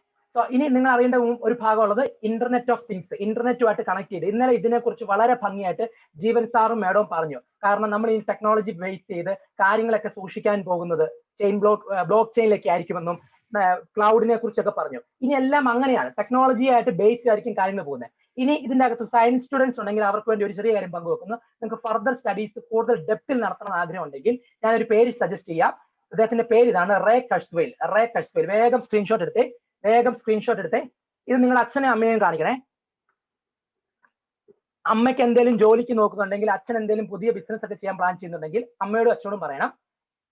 വിക്കിപീഡിയയിൽ പോയാൽ predictions made by Ray Kurzweil എന്ന് കിട്ടും. Predictions made by Ray Kurzweil. ഞാൻ അതിന്റെ ലിങ്ക് നിങ്ങൾക്ക് ഇപ്പോൾ ചാറ്റ് ബോക്സിൽ ഇട്ട് തരാം. ഇനി ആരും ചാറ്റ് ചെയ്യരുത്. Predictions made by Ray Kurzweil. 2100 വരെ ലോകത്ത് വരാൻ പോകുന്ന, എസ്പെഷ്യലി AI ആയിട്ട് റിലേറ്റ് വരാൻ പോകുന്ന മാറ്റങ്ങളെ കുറിച്ച് ഇദ്ദേഹം വളരെ ഭംഗിയായിട്ട് പറഞ്ഞിട്ടുണ്ട്. നിങ്ങൾ പോയി വായിച്ചു നോക്കണം. അതിന്റെ അകത്ത് ഇദ്ദേഹം പറഞ്ഞിട്ടുണ്ട് 2019 ശേഷം ഓൺലൈൻ ക്ലാസ് സ്റ്റാർട്ട് ചെയ്യുമെന്ന്. ആ ബ്ലൂ കളർ ഇതിലേക്ക് നോക്കിയോ? Most learning is accomplished through intelligent adaptive course where presented by computer simulated teachers. In the learning process, human adults fill the counselor and mentor roles instead of academic instructors. എന്താ ശ്രീപ്രിയ? അത് online class. Teachers മെന്ററും കൗൺസിലറായി മാറും. ഇദ്ദേഹം predict ചെയ്തിട്ടുണ്ട്. ഇത് സംഭവിക്കാൻ പോകുന്ന മാറ്റങ്ങളെ കുറിച്ച് മുഴുവൻ പ്രെഡിക്റ്റ് ചെയ്തിട്ടുണ്ട്. ഡ്രൈവർ ഇല്ലാത്ത കാർ വരുന്ന കാലത്തെ കുറിച്ച് ഇദ്ദേഹം പ്രെഡിക്റ്റ് ചെയ്തിട്ടുണ്ട്. ജോലിയിൽ എവിടെയൊക്കെയാണ് ഇല്ലാതാകുന്ന ജോലികളെ കുറിച്ച് ഇദ്ദേഹം പ്രെഡിക്റ്റ് ചെയ്തിട്ടുണ്ട്. ഉണ്ടാകാൻ പോകുന്ന ജോലികളെ കുറിച്ച് പ്രെഡിക്റ്റ് ചെയ്തിട്ടുണ്ട്. വായിച്ചു നോക്കണം, അറിയാൻ പറ്റും ഇനി ഉണ്ടാകാൻ പോകുന്ന മാറ്റം എന്തൊക്കെയാണെന്ന്. It's amazing. നിങ്ങൾ സ്വയം ചെക്ക് ചെയ്യും, പഠിക്ക്. നിങ്ങൾ ഇതിനെക്കുറിച്ച് സെമിനാർ ചെയ്യും നിങ്ങളുടെ സ്കൂളിൽ. നിങ്ങളുടെ കൂടെയുള്ളത് അറിയട്ടെ. അവർക്ക് അബദ്ധം പറ്റരുത്. ആര്യാവണ്ണി, തെറ്റായ കോഴ്സ് പഠിച്ച 70% ആൾക്കാരൊപ്പം പോണോ? ശരിയായ കോഴ്സ് പഠിക്കുന്ന പുതിയ തലമുറയോടൊപ്പം പോണോ? 1 or 2? ഇനി നിങ്ങൾക്ക് ഫ്യൂച്ചർ ജോബ്സിന്റെ സാധ്യതകൾ അറിയാൻ വേണ്ടി ഞാനൊരു ലിസ്റ്റ് കാണിക്കാം.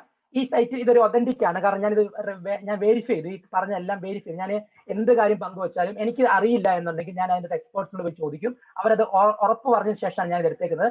ലിങ്ക് ഞാൻ ഇടാം. ഇതിന്റെ അകത്ത് കൊമേഴ്സ് സെക്ടറിനെ കുറിച്ച് ആദ്യം പറഞ്ഞിട്ടുണ്ട്. കൊമേഴ്സിലേക്ക് ഉണ്ടാകാൻ പോകുന്ന മാറ്റങ്ങളെ കുറിച്ചും ടെക്നോളജിയിൽ ഉണ്ടാകാൻ പോകുന്ന ഇല്ലാതാകുന്ന ജോലികളും ഉണ്ടാകാൻ പോകുന്ന ജോലികളെ കുറിച്ചുള്ള ലിസ്റ്റാണ് അവിടെ ഉള്ളത്. അത് ഞാൻ ലിങ്ക് ഇട്ടേക്കാം. നിങ്ങൾ അത് തന്നെ എക്സ്പ്ലോർ ചെയ്തു. കുറച്ച് കാര്യങ്ങൾ ഞാൻ ഓടിച്ചു പറയാം.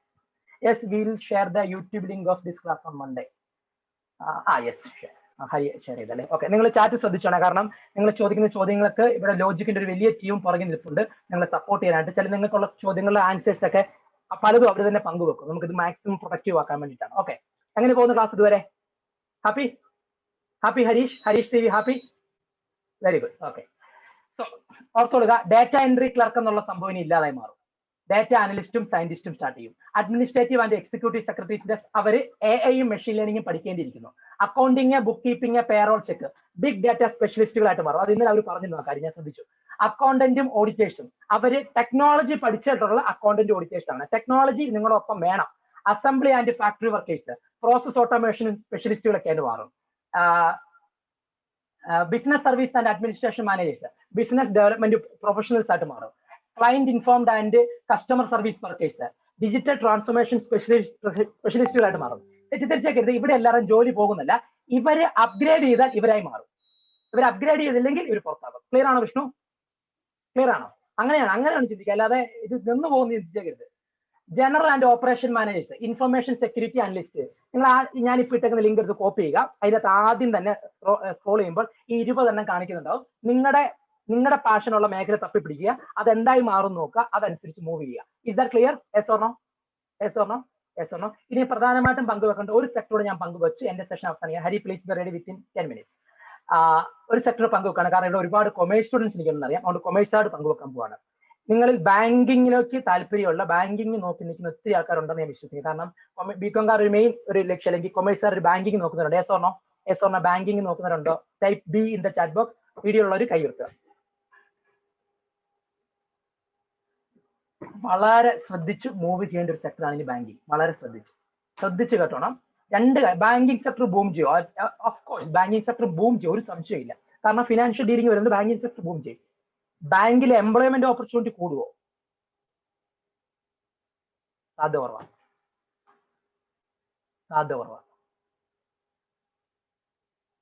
ഗ്രാജുവൽ ആയിട്ടുള്ള, കാലാടിസ്ഥാനമായിട്ടുള്ള കുറച്ച് ഓപ്പർച്യൂണിറ്റീസ് കൂടും. എന്നാൽ പഴയ ആ ബൂമിങ് കാണത്തില്ല. അതിന്റെ കാര്യം എന്നറിയോ? ടെക്നോളജി ഏറ്റവും അധികം ഏറ്റെടുത്തിരിക്കുന്നത് പെട്ടെന്ന് വന്നേക്കുന്ന ഒരു സെക്ടർ ബാങ്കാണ്.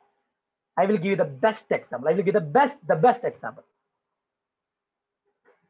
നിങ്ങളുടെ ഈ സ്മാർട്ട് ഫോൺ ഉണ്ടല്ലോ, അതിൽ ഗൂഗിൾ പേയോ ഫോൺ പേയോ ഇന്റർനെറ്റ് ബാങ്കിങ്ങോ യോനോയോ എന്തെങ്കിലും ഒരു സാധനം ഉണ്ടല്ലോ. കഴിഞ്ഞൊരു 1.5 വർഷം എടുത്താൽ നിങ്ങൾ ഏറ്റവും അധികം ഓൺലൈൻ ട്രാൻസാക്ഷൻസ് നടത്തിയ സമയം, അതായത് ഏറ്റവും അധികം ബാങ്കിങ് നടത്തിയ ഒരു സമയമാണ് കഴിഞ്ഞ 1.5 വർഷം. Yes or no? ബാങ്കിൽ പോകാതെ,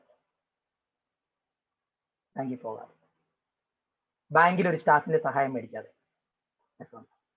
അതായത് 2020 മുമ്പോട്ട്, ഒരു 2017 മുതൽ 2020 ഒരു 3 വർഷം നിങ്ങളുടെ വീട്ടിൽ അച്ഛനും അമ്മയും ബാങ്കിൽ പോയി നടത്തിയ ട്രാൻസാക്ഷൻ നോക്കുകയാണെങ്കിൽ അതിൽ കൂടുതലുണ്ട് കഴിഞ്ഞ 1.5 വർഷം നടത്തിയ ട്രാൻസാക്ഷൻ. പക്ഷെ അന്ന് പോയതിന്റെ 10-1 പോലും നമ്മളിപ്പോൾ പോയിട്ടില്ല. അല്ലെങ്കിൽ ഞാനൊക്കെ പോകുന്ന ഗോൾഡ് പണയം വെക്കാനും അങ്ങനെ പുതുക്കി വെക്കാനുള്ള സംഭവത്തിന് മാത്രം നമ്മൾ പോകാറുള്ളൂ. അല്ലെങ്കിൽ ബിസിനസ്സുകാരായിരിക്കണം, നിങ്ങൾ എന്തെങ്കിലും പേച്ചൊക്കെ മാറാൻ അങ്ങനെയൊക്കെ ആവശ്യമുണ്ടല്ലോ ഉള്ളൂ. മിക്കവാറും നമ്മൾ ബാങ്കിലേക്ക് പോകാതെ നമ്മുടെ വീട്ടിൽ ഇരുന്നിരുന്ന് കാര്യങ്ങൾ ഇത് ചെയ്തു തുടങ്ങി. Yes or no? അതിന്റെ അർത്ഥം ബാങ്കിലെ ജീവനക്കാരെ നമ്മൾ ഉപയോഗിക്കുന്നത് കുറഞ്ഞു. അതിന്റെ അർത്ഥം ബാങ്കിലെ ജീവനക്കാരുടെ പണി കുറഞ്ഞു. പണി വെച്ചാൽ പണി കുറഞ്ഞില്ല കേട്ടോ, നമ്പർ കുറഞ്ഞു, പണി കൂടിയിട്ടുണ്ട്. അവരുടെ സ്ട്രെസ് ഭയങ്കരമാണ്. അതുകൊണ്ടാണ് കുറച്ചുപേരൊക്കെ ആത്മഹത്യ ചെയ്തൊക്കെ നിങ്ങൾ ശ്രദ്ധിച്ചിട്ടുണ്ട്. ഞാൻ പറഞ്ഞത് ക്ലിയർ ആകുന്നുണ്ടോ? 2, ബാങ്കിൽ എല്ലാ തരത്തിലും ടെക്നോളജി വന്നു കഴിഞ്ഞു. നിങ്ങൾക്ക് സംശയം ഉണ്ടെങ്കിൽ നമ്മുടെ HDFC ബാങ്കിന്റെ കൊച്ചിയിലെ ഓഫീസിലോട്ട് നിന്നാൽ ഒരു പുതിയ ആളെ പരിചയപ്പെടാം, ഒരു ചേച്ചിയെ. ഈ ചേച്ചി അല്ല കേട്ടോ, ഈ ചേച്ചിയല്ല, ഈ ചേച്ചി നിങ്ങളുടെ റിസപ്ഷനിൽ സ്വീകരിക്കാൻ നിൽക്കുന്ന ഇവരാ. നിങ്ങൾ എവിടെ പോയി ബാങ്ക് പാസ്ബുക്ക് പതിപ്പിക്കണം, എന്തൊക്കെ ചെയ്യണം തുടങ്ങിയ കാര്യങ്ങൾ മുഴുവൻ ഇവിടെ നിന്ന് കിട്ടും. എൻ്റെ ഒരു ഫ്രണ്ട് മാൾട്ടയിലുണ്ട്, ഞാൻ എന്നാ ലിങ്ക് എടുക്കാൻ വിട്ടുപോയി. ആ മാൾട്ടയിലുള്ള ഫ്രണ്ട് പറഞ്ഞ കാര്യമുണ്ട്. അവിടെ ഒരു ബാങ്ക് ഉണ്ട്, ആ ബാങ്കിന് ഒറ്റ ഓഫീസ് പോലും ഇല്ല. ഓഫീസ് പോലും ആ രാജ്യത്ത് ആ ബാങ്കിനില്ല. അവിടുത്തെ ലീഡിങ് ബാങ്ക് കംപ്ലീറ്റ് ഓൺലൈൻ. എന്തെങ്കിലും ടെക്നിക്കൽ എറർ വന്നാൽ കോൾ സെന്ററിൽ വിളിച്ചാൽ ആളെ കിട്ടും, ബാക്കിയെല്ലാം AI. Make sense? അത്രയും പെട്ടെന്ന് അങ്ങനെയൊന്നും ഇന്ത്യയിൽ വരത്തില്ല, പക്ഷെ ഗ്രാജുവലി അത് സംഭവിക്കും. അതുകൊണ്ട് ബാങ്കിങ് സെക്ടർ നിങ്ങൾ ചെയ്യാൻ പ്ലാൻ ചെയ്ത് കൺട്രി നെയിം മാൾട്ട, ഇറ്റലിക്ക് അടുത്തുള്ള മാൾട്ട.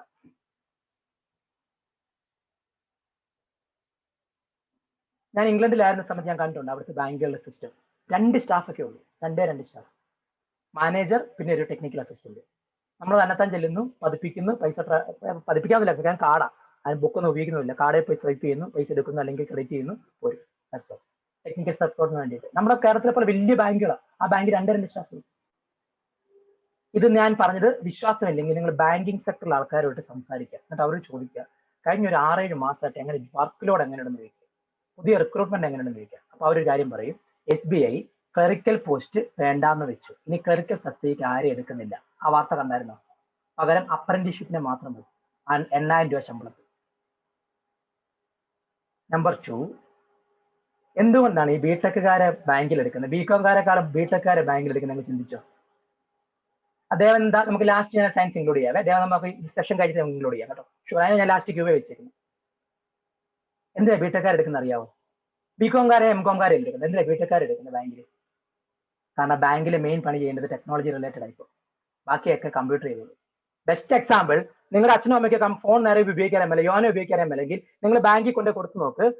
ബിടെക്കുകാരനാണെങ്കിൽ അവിടെ ഇരിക്കുന്നെങ്കിൽ അവരൊന്ന് മേടിച്ചിട്ട് കറക്റ്റ് സെറ്റ് ചെയ്ത് സെറ്റിംഗ്സ് എല്ലാം ആക്കിയിട്ട് റെഡിയാക്കി, സാറേ റെഡി, ഇതാ പിടിച്ചോ, 5 മിനിറ്റ് കൊണ്ട് സൊല്യൂഷൻ ചെയ്ത് തരും. ബികോംകാരനാണെങ്കിൽ സാറേ അതേ ക്ലിക്ക് ചെയ്ത് ഇതേ ക്ലിക്ക് ചെയ്ത് ടോൾ ഫ്രീ നമ്പർ ഉണ്ട്, അങ്ങോട്ട് വിളിച്ചോളാൻ പറയും. Yes or no? ഈ ബിടെക്കുകാർ എല്ലാം അങ്ങനെ ബാങ്കിൽ കയറി ചെന്നപ്പോഴാണ് ബാങ്ക് ഇത്രയും ബൂം ചെയ്തത്. Is that clear? എന്താണ് അവിടെ ഉപയോഗിക്കുന്നത് മനസ്സിലായോ?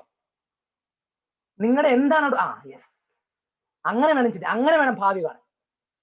Make sense?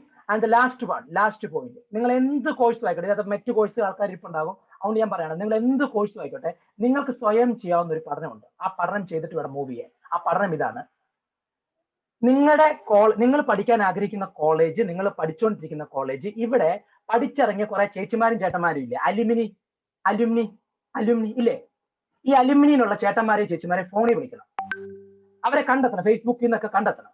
എന്നിട്ടൊരു ചോദ്യം ചോദിക്കണം. അവർ പഠിച്ച ഡിഗ്രി, അവർ പഠിച്ച PG എന്ത് കോഴ്സും ആയിക്കോട്ടെ, ഡിപ്ലോമ എന്തും ആയിക്കോട്ടെ, അവരോടൊരു ചോദ്യം ചോദിക്കണം. ചേട്ടാ, ചേച്ചി, നിങ്ങൾ ഏത് കോഴ്സാണ് പഠിച്ചത്? ആ പഠിച്ച കോഴ്സിലെ ആ ബാച്ചിലെ എത്ര ശതമാനം പേരുണ്ട് ആ മേഖലയിൽ ഇന്ന് ജോലി ചെയ്യുന്നു, അതുകൊണ്ട് നല്ലൊരു വരുമാനം ഉണ്ടാക്കുന്നു? എത്ര ശതമാനോടൊന്ന് ചോദിക്കണം. ക്വസ്റ്റ്യൻ കിട്ടിയോ?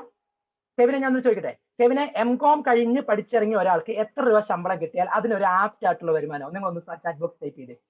MCOM കഴിഞ്ഞ് പഠിച്ചിറങ്ങിയ ഒരു വ്യക്തി, അദ്ദേഹം മാസ്റ്റേഴ്സ് ചെയ്ത ആളല്ലേ, അപ്പൊ അദ്ദേഹത്തിന് എത്ര രൂപ വരുമാനവും ഒരു പോസ്റ്റും കിട്ടിയാലാണ് അദ്ദേഹത്തിന് അദ്ദേഹം പഠിച്ചതിന് അനുസൃതമായിട്ടൊരു ജോലി കിട്ടി നമുക്ക് പറയാൻ പറ്റുമോ? ഒന്ന് ചാറ്റ് ബോക്സ് ടൈപ്പ് ചെയ്ത് നിങ്ങൾ. ഒരു എംകോംകാരൻ 60, 65, 45 മിനിമം, ഒരു 50,000 രൂപ ആവറേജ് വേണ്ട, ഒരു മാസ്റ്റേഴ്സ് തന്നെ വേണ്ടേ? അവൻ 15,000 രൂപയ്ക്ക് അക്കൗണ്ടന്റ് ആയിട്ട് പോയിരിക്കുവാണെങ്കിൽ ആ പഠിച്ച ജോലി കൊണ്ടുണ്ടായ പ്രയോജനം ഉണ്ടായോ?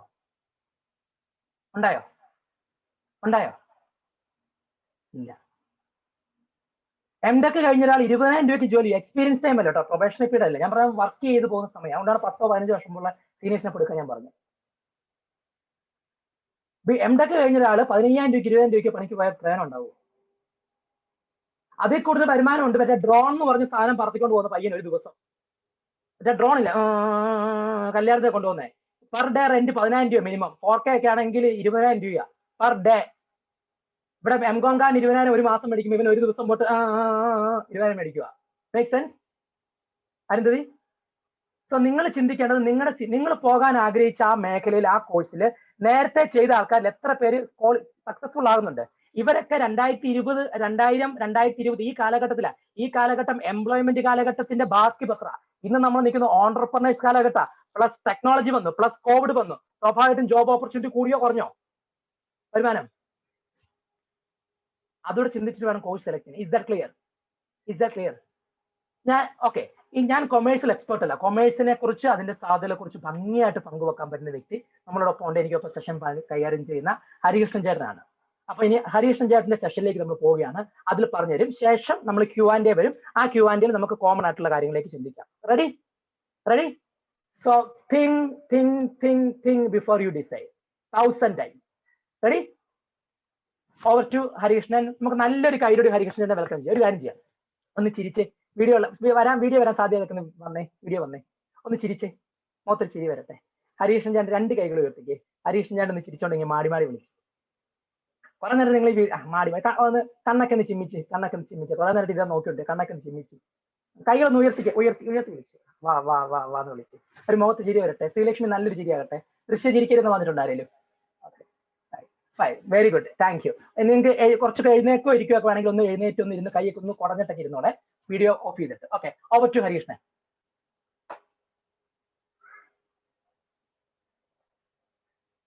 ഹരി, നെറ്റ്വർക്ക് ഇഷ്യൂ ഉണ്ടോ? ടെക്നിക്കൽ ഇഷ്യൂ ഉണ്ടോ?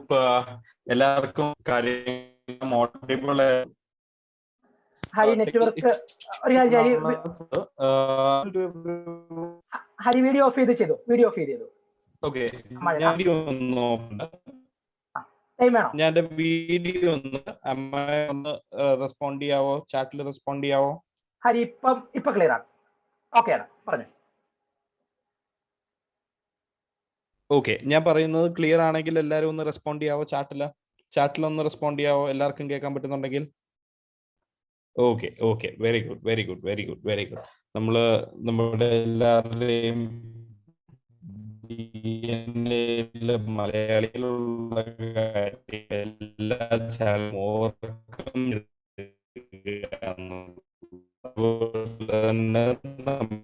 കണ്ടീഷൻസിനെ മുന്നോട്ട് പോകാം. ഹരി ബ്രേക്ക് ആവുന്നുണ്ടല്ലോ. ഫോണെ കയറാൻ പറ്റുമോ? ഫോണെ കയറാമോ? Okay, please wait. അവിടെ നല്ല മഴ. ഹരി ഇത് ചെയ്തിട്ട് ഫോണിൽ കൂടെ കയറിക്കോ.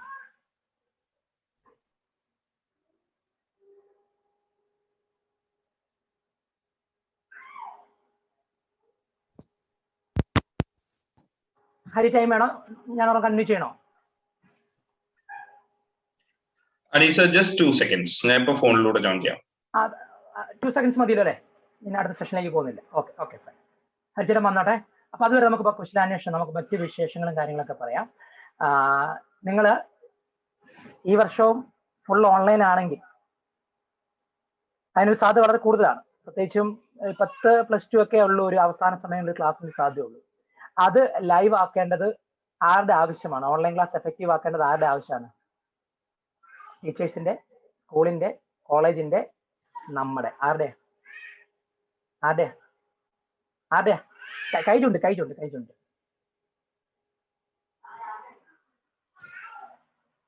നമ്മുടെ. സോ ഞാൻ ഇന്നൊരു കാര്യം നിങ്ങളോട് പങ്കുവെക്കാം. എന്തുകൊണ്ട് നിങ്ങൾ ഓൺലൈൻ ക്ലാസ് എഫക്റ്റീവ് ആക്കണമെന്നും എങ്ങനെ ഓൺലൈൻ ക്ലാസ് എഫക്റ്റീവ് ആക്കണമെന്നും അതിനുവേണ്ടി നമ്മൾ എടുക്കേണ്ട കാര്യം എന്താണെന്നും നിങ്ങളുടെ പ്രൊഡക്ടിവിറ്റി എന്താണെന്നൊക്കെ ഞാൻ പങ്കുവെക്കാം. അപ്പൊ നിങ്ങൾക്ക് മനസ്സിലാകും എത്രമാത്രം നിങ്ങൾ എഫേർട്ട് എടുത്താലാണ് നിങ്ങൾ മുമ്പോട്ട് പോകുന്നത്. ഞാനൊരു ചെറിയൊരു കാൽക്കുലേഷൻ നിങ്ങളെ കാണിക്കട്ടെ. കാണിക്കട്ടെ. റെഡി? സർ, ഓൺലൈൻ ക്ലാസ് മടുപ്പാ, വെറുതെ ഇരിക്കാൻ എന്ത് ചെയ്യണം? എനിക്ക് മെസ്സേജാണ്, ഓൺലൈൻ ക്ലാസ് മടുപ്പാണ്. ഞാൻ നിങ്ങളുടെ ഒരു വർഷത്തെ ലോസ് എന്താണെന്ന് കാണിച്ചു തരട്ടെ. റെഡി? കാണിച്ചു തരട്ടെ? Ready? Yes or no? Yes. നമ്മളിൽ ചില ആൾക്കാർ, അല്ലെങ്കിൽ ഞാൻ ഉൾപ്പെടെ ചെയ്തിട്ടൊരു കാര്യമാണ്, ചിലവർ നമുക്കറിയാം, നമുക്ക് പാഷനേറ്റ് ആയിട്ടുള്ള ഒരു ഫീൽഡ് ഉണ്ട്. നമുക്കറിയാം എനിക്കിത് കഴിഞ്ഞിട്ട് ഇന്നത് പഠിച്ച് ഞാൻ രക്ഷപ്പെടുന്ന അറിയാം. എന്നാൽ അന്ന് പഠിക്കാനുള്ള പൈസ ഇല്ലാത്തത് കൊണ്ട് ഒരു വർഷം നഷ്ടപ്പെടാതിരിക്കാൻ കിട്ടിയ കോഴ്സിൽ പോയി ജോയിൻ ചെയ്ത ആൾക്കാരുണ്ട് പലരും. നിങ്ങളുടെ ചിലപ്പോൾ പേരൻസ് ഒക്കെ അങ്ങനെ കാണും, കിട്ടിയ ഏതെങ്കിലും ഒരു കോഴ്സിൽ പോയി അറ്റൻഡ് ചെയ്തവരുണ്ട്, അറിയാലോ കുറച്ചു പേരെങ്കിലും ഒക്കെ. ഇങ്ങനെ കിട്ടിയ കോഴ്സിലും ഇഷ്ടമില്ലാത്തൊരു സംഭവം പഠിക്കാൻ പോകുമ്പോൾ നിങ്ങൾക്കുണ്ടാകുന്ന ലോസും കഴിഞ്ഞ അക്കാഡമിക് ഇയറിൽ നിങ്ങൾക്കുണ്ടായ ലോസും ഞാൻ കൃത്യമായിട്ട് പങ്കുവെച്ചുതരാം. കൃത്യമായിട്ട്. എന്റെ ചോദ്യം ഇതാണ്, ഞാൻ സ്ക്രീൻ ഒന്ന് ഷെയർ ചെയ്യാം.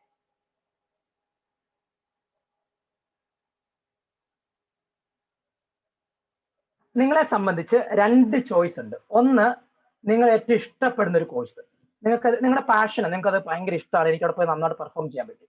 ഓപ്ഷൻ നമ്പർ 2, നിങ്ങൾക്ക് കിട്ടിയ ഒരു കോഴ്സ്, അതായത് ഫീസ് ഒക്കെ കുറവുള്ള, അല്ലെങ്കിൽ അച്ഛനും അമ്മയും പറഞ്ഞ് ഇതാണ് എളുപ്പം, ഇത് പെട്ടെന്ന് പഠിച്ചാൽ മതി എന്ന് പറഞ്ഞ് ഇങ്ങോട്ട് പോകുന്നത്. ഇങ്ങനെ രണ്ട് ചോയ്സ് ഉള്ളപ്പോൾ നമ്മളിങ്ങനെ സ്റ്റക്ക് ആകും.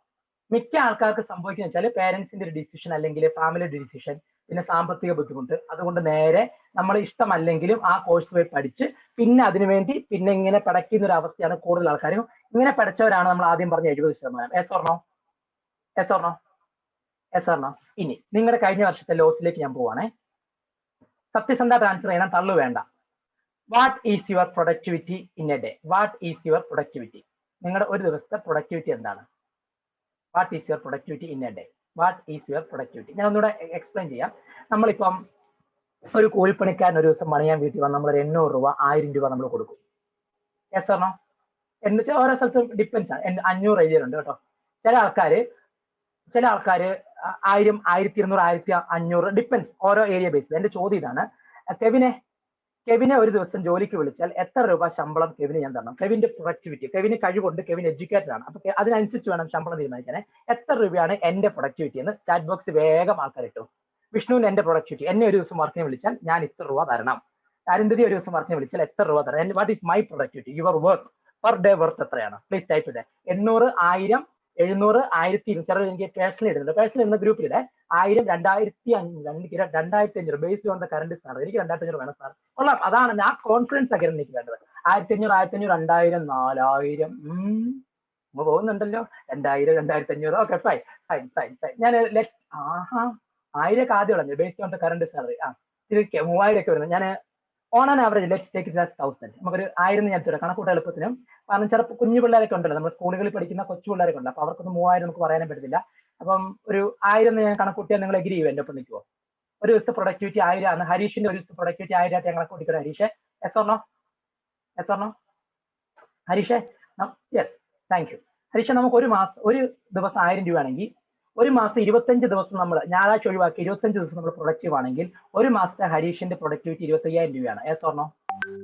ഞാൻ ഹരീഷിന് എക്സാമ്പിൾ എടുക്കുന്നത് നിങ്ങൾ എല്ലാവരും ബാധകമാണ്. 25,000 രൂപ. Yes or no? 12 മാസമാണ് ഒരു വർഷം അല്ലെ? അങ്ങനെയാണെങ്കിൽ ഹരീഷ 12 മാസത്തെ ഹരീഷിന്റെ പ്രൊഡക്ടിവിറ്റി 3 ലക്ഷം രൂപയാണ്. Yes or no? Yes. Which means Harish ഒരു വർഷം വെറുതെ ഇരുന്നാൽ ഹരീഷിന് നഷ്ടമാകുന്നത് 3 ലക്ഷം രൂപയാണ് മിനിമം. ഹരീഷ് കഴിഞ്ഞ അക്കാഡമിക് ഇയറിൽ ഓൺലൈൻ ക്ലാസ് നേരെ ചൊവ്വേ കയറിയിട്ടില്ലെങ്കിൽ ഹരീഷിന്റെ ലോസ് 3 ലക്ഷം രൂപയാണ് മിനിമം. Yes or no?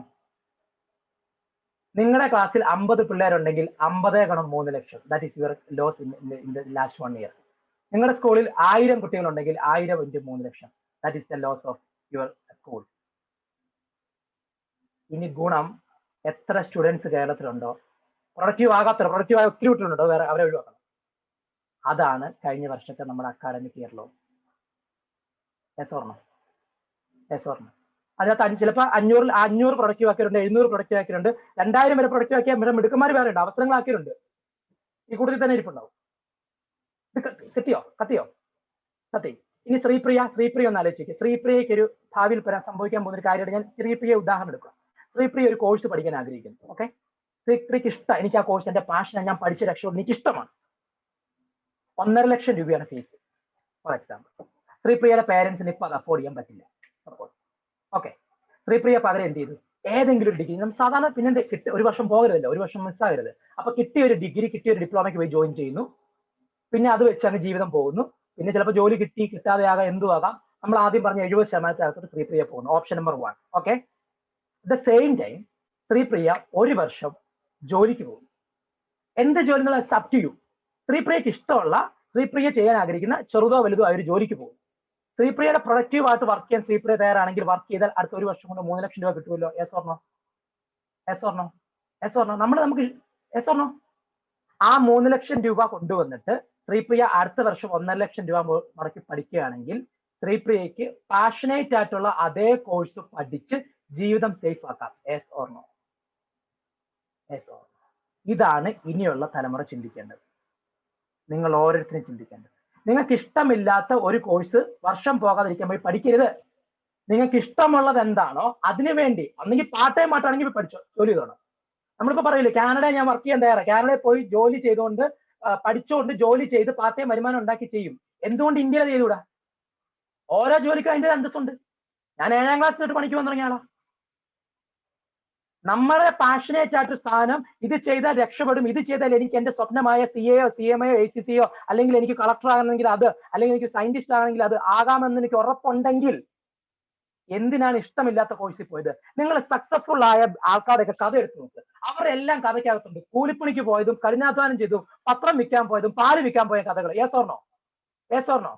എന്തുകൊണ്ടാ? അവർക്ക് വേണ്ട കോഴ്സ് പഠിക്കാൻ വേണ്ടി അവർ പൈസ മുടക്കി, അതുവരെ അവർ കാത്തിരുന്നു. അവർക്ക് വേണ്ട സ്വപ്നങ്ങളിലേക്ക് പോകാൻ അവർ കാത്തിരുന്നു. അല്ലാതെ കിട്ടിയതിന്റെ പുറകെ പോയില്ല. കിട്ടിയതിന്റെ പുറകെ പോയി കിട്ടിയത് പോയി പഠിച്ചിട്ട് എടുക്കാൻ വേണ്ടിയിട്ടുള്ള അല്ല ജീവിതം. നിങ്ങൾ ആഗ്രഹിച്ച് എന്താണോ അത് പോയി സെലക്ട് ചെയ്ത് പഠിക്കണം. അല്ലെങ്കിൽ ലൈഫ് വേസ്റ്റ് ആയി പോകും. 60ാം വയസ്സ് തിരിഞ്ഞു നോക്കുമ്പോൾ എന്റെ ഫീൽഡ് ഇതല്ലായിരുന്നു, ഞാൻ പഠിക്കേണ്ടതില്ലായിരുന്നു എന്ന് കരഞ്ഞിട്ടൊന്നും കാര്യമില്ല. എൻട്രൻസ് കോച്ചിങ് സെന്ററിൽ ക്ലാസ് എടുക്കുമ്പോൾ പിള്ളേർ ചെയ്യുമ്പോൾ ഒന്ന് കുറച്ച് അടുത്തൊന്ന് കഴിയുന്നേക്കാം. സാർ എനിക്കിത് പഠിക്കാൻ താല്പര്യമൊന്നുമില്ല, ഞാൻ അച്ഛൻ്റെ അമ്മ ഇഷ്ടം കൊണ്ട് മാത്രം വന്ന എന്റെ ഫീൽഡ് ഇതല്ല. അവിടെ നിന്ന് കരഞ്ഞിട്ട് കാര്യമില്ല. അതിന് മുമ്പ് ഡിസിഷൻ എടുക്കണം. Yes or no? അടുത്ത കോളേജിൽ അടുത്തൊരു ഡിസിഷൻ എടുക്കുന്ന മുമ്പ് നിങ്ങൾ തീരുമാനിക്കണം, എന്റെ ഫീൽഡ് എന്താണ്, എന്റെ പ്രൊഫഷൻ എന്താണ്, എനിക്ക് ഏതാണ് ഏറ്റവും പറ്റിയത്, അതിന് എത്ര ഫീസ് ആകും, അത് എത്രയായാലും മുടക്കിക്കണം. അതെത്രയായാലും. ഞാൻ വീണ്ടും പറയുന്നു, ശ്രീപ്രിയക്ക് 1.5 ലക്ഷം രൂപയ്ക്ക് നല്ല കോഴ്സ്, ശ്രീപ്രിയ ആഗ്രഹിക്കുന്ന കോഴ്സ് 1.5 ലക്ഷം രൂപയ്ക്ക് നല്ല കോഴ്സ് കിട്ടും. അതേ കോഴ്സ് വേറെ ഓർഗനൈസേഷൻ തട്ടിക്കൂട്ടി 80,000 രൂപയ്ക്ക് നടത്തുന്നു വിചാരിക്കുക. ശ്രീപ്രിയ 80,000 രൂപയിലാണല്ലോ സേവ് ചെയ്യാന്ന് വിചാരിച്ച അങ്ങോട്ട് പോയാൽ എന്ത് പറ്റും? ശ്രീപ്രിയ സ്വപ്നം നടത്തില്ല. എന്ത് സംഭവിക്കും? മറ്റേ 70ന്റെ ഒപ്പം പോയി കിടക്കും. Is that clear? ഇത് നിങ്ങളുടെ ജീവിതമാണ്. ഇത് ഒരിക്കലേ ഉള്ളൂ. തെറ്റായ ഡിസിഷൻ എടുത്തിട്ട് പൈസ ഉണ്ടാക്കാൻ കാര്യമില്ല. നിങ്ങളുടെ ഓരോ മിനിറ്റും വിലയുണ്ട്.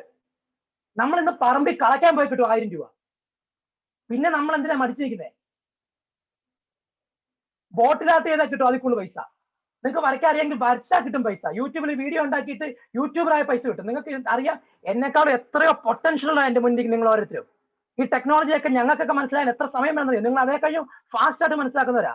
നിങ്ങളുടെ സമയം നിങ്ങൾ ഒരാൾക്ക് പോലും വിൽക്കരുത്. നിങ്ങളത് വിറ്റാൽ നിങ്ങൾ ചെയ്യുന്ന പാപമാണ്. കഴിഞ്ഞ ഒരു വർഷമായിട്ട് സിനിമ കണ്ടും ഉറങ്ങിയും യൂട്യൂബ് ചാനൽ കണ്ടും തീർത്തെങ്കിൽ നിങ്ങൾ ചെയ്ത ഏറ്റവും വലിയ പാപമാണ്.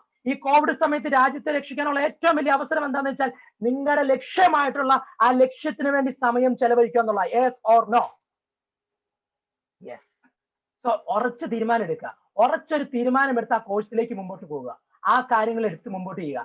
ഒപ്പം ഒരു കാര്യം ഞാൻ പറയട്ടെ, നിങ്ങൾക്ക് ഈ ഓൺലൈൻ ക്ലാസ് അറ്റൻഡ് ചെയ്യാനുള്ള ബുദ്ധിമുട്ടുള്ള കാര്യങ്ങൾ ഉണ്ട് എന്നുണ്ടെങ്കിൽ തുറന്നു പറയട്ടെ, കഴിഞ്ഞ വർഷം 3 ലക്ഷം രൂപ നഷ്ടപ്പെടുത്തി. അതിൻ്റെ അകത്ത് ഒരു 50,000 രൂപ ഒരു സേവിങ് അല്ലെങ്കിൽ 50,000 രൂപ മാറ്റി വെച്ചാൽ നിങ്ങൾക്ക് നല്ലൊരു ലാപ്ടോപ്പ് വൈഫൈ കണക്ഷൻ എടുത്താൽ സുഖമായിട്ട് ക്ലാസ് അറ്റൻഡ് ചെയ്യായിരുന്നു. ക്ലാസ് മിസ്സാകില്ലാഞ്ഞു, ഈ ലോസ് ഉണ്ടാകില്ലാഞ്ഞു. Yes or no? Yes or no? നിങ്ങൾ ഈ 1000 രൂപ എന്നുള്ളത് മുതിർന്ന പിള്ളേരാണെങ്കിൽ കൊച്ചു പിള്ളേർക്ക് നിങ്ങൾ 100 രൂപ കാൽക്കുലേറ്റ് ചെയ്തു.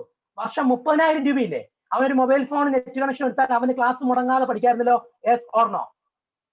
Yes or no? Yes. Never be a miser to learn what you want. Take the screenshot of this. Never be a miser to learn what you want. നിങ്ങൾക്ക് പഠിക്കാൻ ആഗ്രഹിച്ച കോഴ്സ് പഠിക്കാൻ നിങ്ങൾ പിശുക്ക് കാണിക്കരുത്. കാണിച്ചാൽ നിങ്ങൾക്ക് വേണ്ടാത്തൊരു കോഴ്സിലേക്ക്, ആവശ്യമില്ലാത്തൊരു കോഴ്സിൽ പോയിട്ട് ലൈഫ് നിങ്ങൾ കളയും. ലൈഫ് നിങ്ങൾ നശിപ്പിച്ചു കളയും. Is that clear? Is that clear? ഞാൻ ഈ ലോജിക്കിന്റെ പ്രോഗ്രാം ചെയ്യാൻ എന്നെ ഇതിന്റെ സന്തോഷ് സാർ, നിങ്ങൾക്ക് സന്തോഷ് സാറിനെ പരിചയമില്ല, ഞാൻ പരിചയപ്പെടുത്താം. ഇതാണ് സന്തോഷ് സാർ. സന്തോഷ് സാർ ഈ പ്രോഗ്രാം എന്നെ വിളിക്കുമ്പോൾ ഞാൻ ഈ പ്രോഗ്രാം കമ്മിറ്റ് ചെയ്യുന്നതിന്റെ പ്രധാന കാര്യം എന്നുള്ളത് ഈ ഒരു ആശയം സമൂഹത്തിൽ കൊടുക്കണമെന്ന് സന്തോഷ് സാർ പറഞ്ഞിട്ടുള്ളത് കൊണ്ടാണ്. എനിക്കിത് പറയാൻ ഭയങ്കര ഇഷ്ടമാണ്. സന്തോഷ് സാർ ആരാണ് എന്താണെന്ന് അറിയുന്നുണ്ടെങ്കിൽ ഈ ഒരു വീഡിയോ നിങ്ങൾ കണ്ടാൽ മതി. ഇദ്ദേഹമാണ് ഈ ലോജിക്കിന്റെ ഡയറക്ടർ. ഇദ്ദേഹത്തെ കുറിച്ച് വന്നൊരു ഇന്റർവ്യൂ ആണ്. ഞാൻ ചാറ്റ് ബോക്സ് ലിങ്ക് ഇട്ടേക്കാം. ഈ ചാറ്റ് ബോക്സിൽ ടൈപ്പ് ചെയ്തേ, ചാറ്റ് ബോക്സ് ലിങ്ക് ഇടാം. ഈ ഒരു ക്ലാസ്സിന് ശേഷം ഇദ്ദേഹം ആരാണ്, ഇദ്ദേഹത്തിന്റെ വിഷൻ എന്താണ്, ലോജിക് എന്താണ് ആഗ്രഹിക്കുന്നത് ഒന്ന് കണ്ടു നോക്ക്. അപ്പൊ മനസ്സിലാകും എന്തുകൊണ്ടാണ് ലോജിക്കും ഫ്ലവേഴ്സും 24 ന്യൂസിലൂടെ ഈ ഒരു പ്രോഗ്രാം ഓർഗനൈസ് ചെയ്തത് എന്ന്.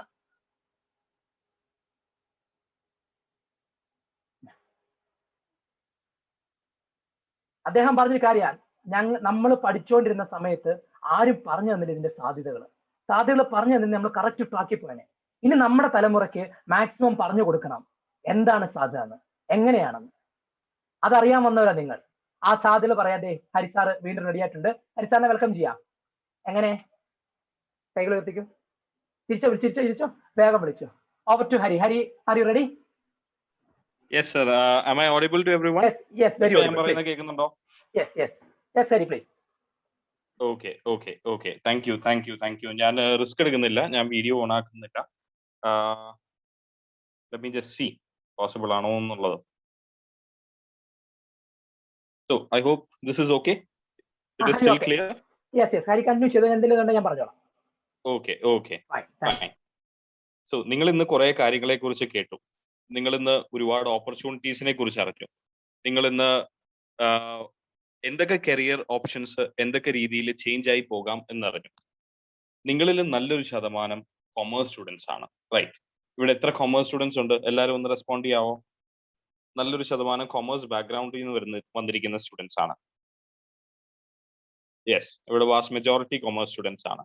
സയൻസിന്റെ കുറെ ക്വസ്റ്റ്യൻസ് നമ്മൾ ഓൾറെഡി അഡ്രസ് ചെയ്തു. ഇനി അങ്ങോട്ട് വരുന്ന ക്വസ്റ്റ്യൻസും നമ്മൾ end of the session Q&A address ചെയ്യും. And what about commerce? നിങ്ങൾ എല്ലാവരും ഡിഗ്രി ചെയ്തു, PG ചെയ്തു, PG കഴിഞ്ഞിട്ട് ഒരു അഡീഷണൽ എന്തെങ്കിലും ഒരു കോഴ്സ് ചെയ്തു. ഈ കോഴ്സും ചെയ്തതിന് ശേഷം നിങ്ങൾ ഒരു എൻട്രി ലെവൽ ജോലിക്കാണ് കയറുന്നത്. ഒരു എൻട്രി ലെവൽ ജോലിക്ക് ഒരു എൻട്രി ലെവൽ സാലറിക്കാണ് കയറുന്നത്. ഒരു ആവറേജ് BCom അല്ലെങ്കിൽ MCom ഗ്രാജുവേറ്റിന് ഇന്ന് കിട്ടുന്ന സാലറി സ്കെയിൽ എത്രത്തോളം വരുന്നത് നിങ്ങൾക്ക് ഗസ് ചെയ്യാവോ? എത്രത്തോളം വരാൻ സാധ്യതയുണ്ടെന്ന് നിങ്ങൾക്കൊന്ന് ഗസ് ചെയ്യാവോ? ഇന്നത്തെ റിയാലിറ്റിയിൽ ഒരു BCom അല്ലെങ്കിൽ ഒരു MCom ഗ്രാജുവേറ്റിനെ കിട്ടുന്ന അല്ലെങ്കിൽ ഒരു MBA കാരന് കിട്ടുന്ന സാലറി സ്കെയിൽ എത്രത്തോളം വരുന്നതെന്നൊന്ന് ഗസ് ചെയ്യാവോ? Can you all respond? അറിയാവുന്നവരൊന്ന് ഗസ് ചെയ്യാവോ ചാറ്റ് ബോക്സിൽ?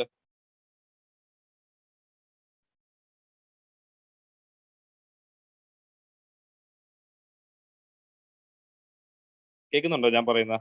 ഓഡിയോ കട്ടാവുന്നുണ്ടോ?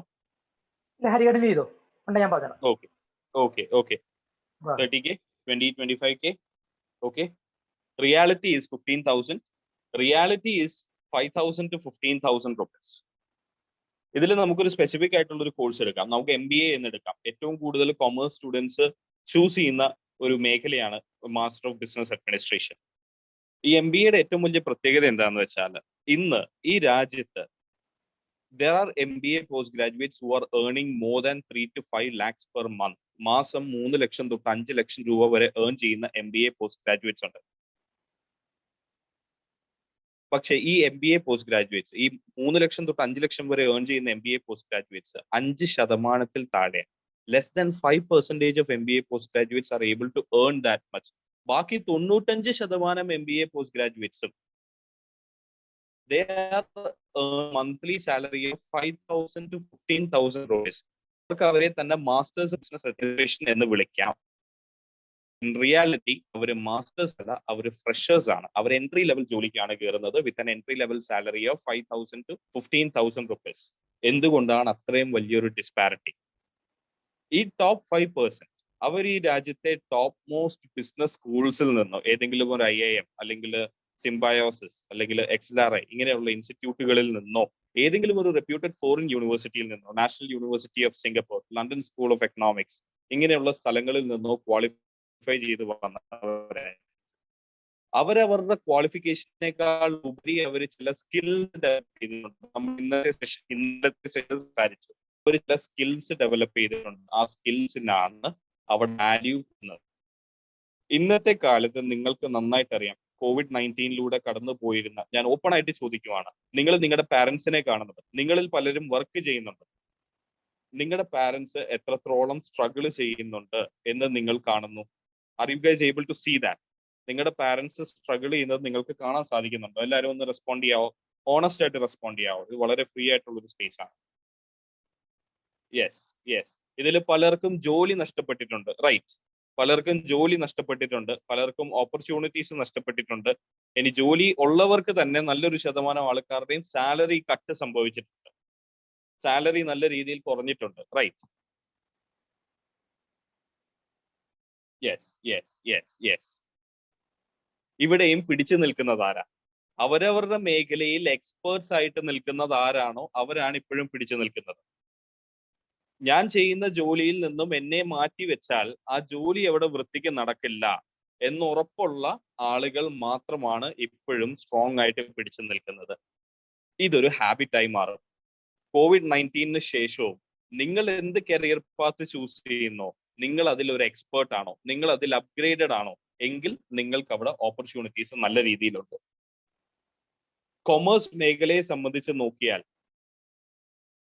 ഇന്ന് അക്കൗണ്ടൻസിനെ ആവശ്യമില്ലാത്ത ഒരു സിറ്റുവേഷനിലേക്ക് പെട്ടെന്ന് വരും. ഇന്ന് ക്ലറിക്കൽ സ്റ്റാഫിനെ ആവശ്യമില്ലാത്ത ഒരു സിറ്റുവേഷനിലേക്ക് പെട്ടെന്ന് വരും. കൊമേഴ്സ് മേഖലയിൽ ഏറ്റവും കൂടുതൽ അത്യാവശ്യം, ഏറ്റവും കൂടുതൽ റെലവൻസ് വരുന്നത് ഡിസിഷൻ മേക്കേഴ്സിനാണ്, എക്സ്പേർട്സിനാണ്, ലീഡേഴ്സിനാണ് ഏറ്റവും കൂടുതൽ ഓപ്പർച്യൂണിറ്റീസ് വരുന്നത്, പ്രോമിനൻസ് കൂടി വരുന്നത്. ഇന്നലത്തെ സെഷനും സംസാരിച്ചു, അപ്ഗ്രേഡഡ് ആവുന്നവർ, അത് അവരുടെ നോളജ് വൈസ് ആവാം, അവരുടെ സ്കിൽ വൈസ് ആവാം, ടെക്നോളജി വൈസ് ആവാം, അപ്ഗ്രേഡഡ് ആയിട്ട് ഒരു ഡിസിഷൻ മേക്കിംഗ് റോളിലേക്ക് വരുന്ന ആൾക്കാർക്കാണ് ഓപ്പർച്യൂണിറ്റീസ് കൂടുന്നത്. ബിക്കോസ് ഡിസിഷൻ മേക്കിംഗ് അത് ഹ്യൂമൻ ബ്രെയിൻ റിക്വയർ ചെയ്യുന്ന ഒരു ആവശ്യമാണ്.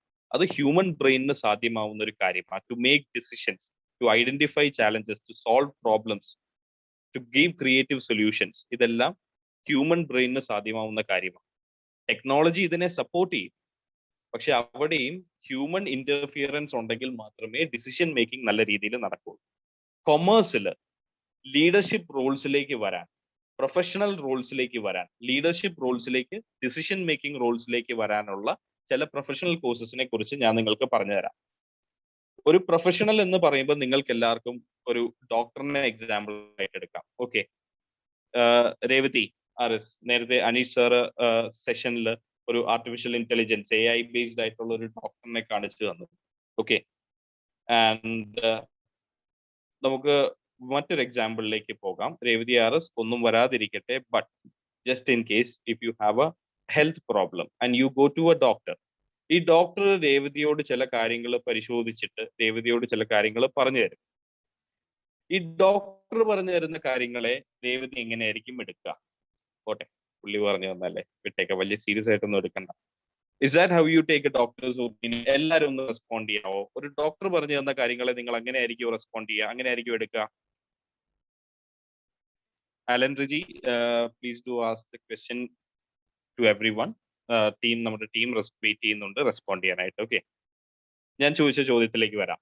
ഒരു ഡോക്ടർ പറയുന്ന ഒപ്പീനിയൻസിനെ, ഡോക്ടറിന്റെ ഒപ്പീനിയൻസിനെ നിങ്ങൾ എങ്ങനെയായിരിക്കും എടുക്കുക? വലിയ സീരിയസ് ആയിട്ടൊന്നും എടുക്കാതിരിക്കുമോ, അതോ വളരെ സീരിയസ് ആയിട്ട് എടുക്കുമോ? Can everyone respond in the chat option? എല്ലാവരും ചാറ്റിൽ ഒന്ന് റെസ്പോണ്ട് ചെയ്യാവോ?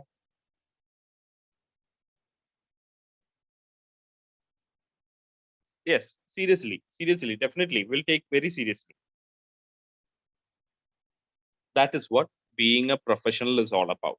നിങ്ങളൊരു പ്രൊഫഷണൽ ആണെങ്കിൽ നിങ്ങളുടെ ഒപ്പീനിയൻസ് വളരെ സീരിയസ് ഒപ്പീനിയൻസ് ആയിരിക്കും, നിങ്ങളുടെ അഡ്വൈസസ് സീരിയസ് അഡ്വൈസസ് ആയിരിക്കും, നിങ്ങൾ കൊടുക്കുന്ന സർവീസ് അതൊരു സീരിയസ് ആയിട്ടുള്ള സർവീസ് ആയിരിക്കും. ഇതൊക്കെ കൊണ്ട് തന്നെ നിങ്ങളുടെ ഏർണിംഗ് കപ്പാസിറ്റി വളരെ വലുതായിരിക്കും.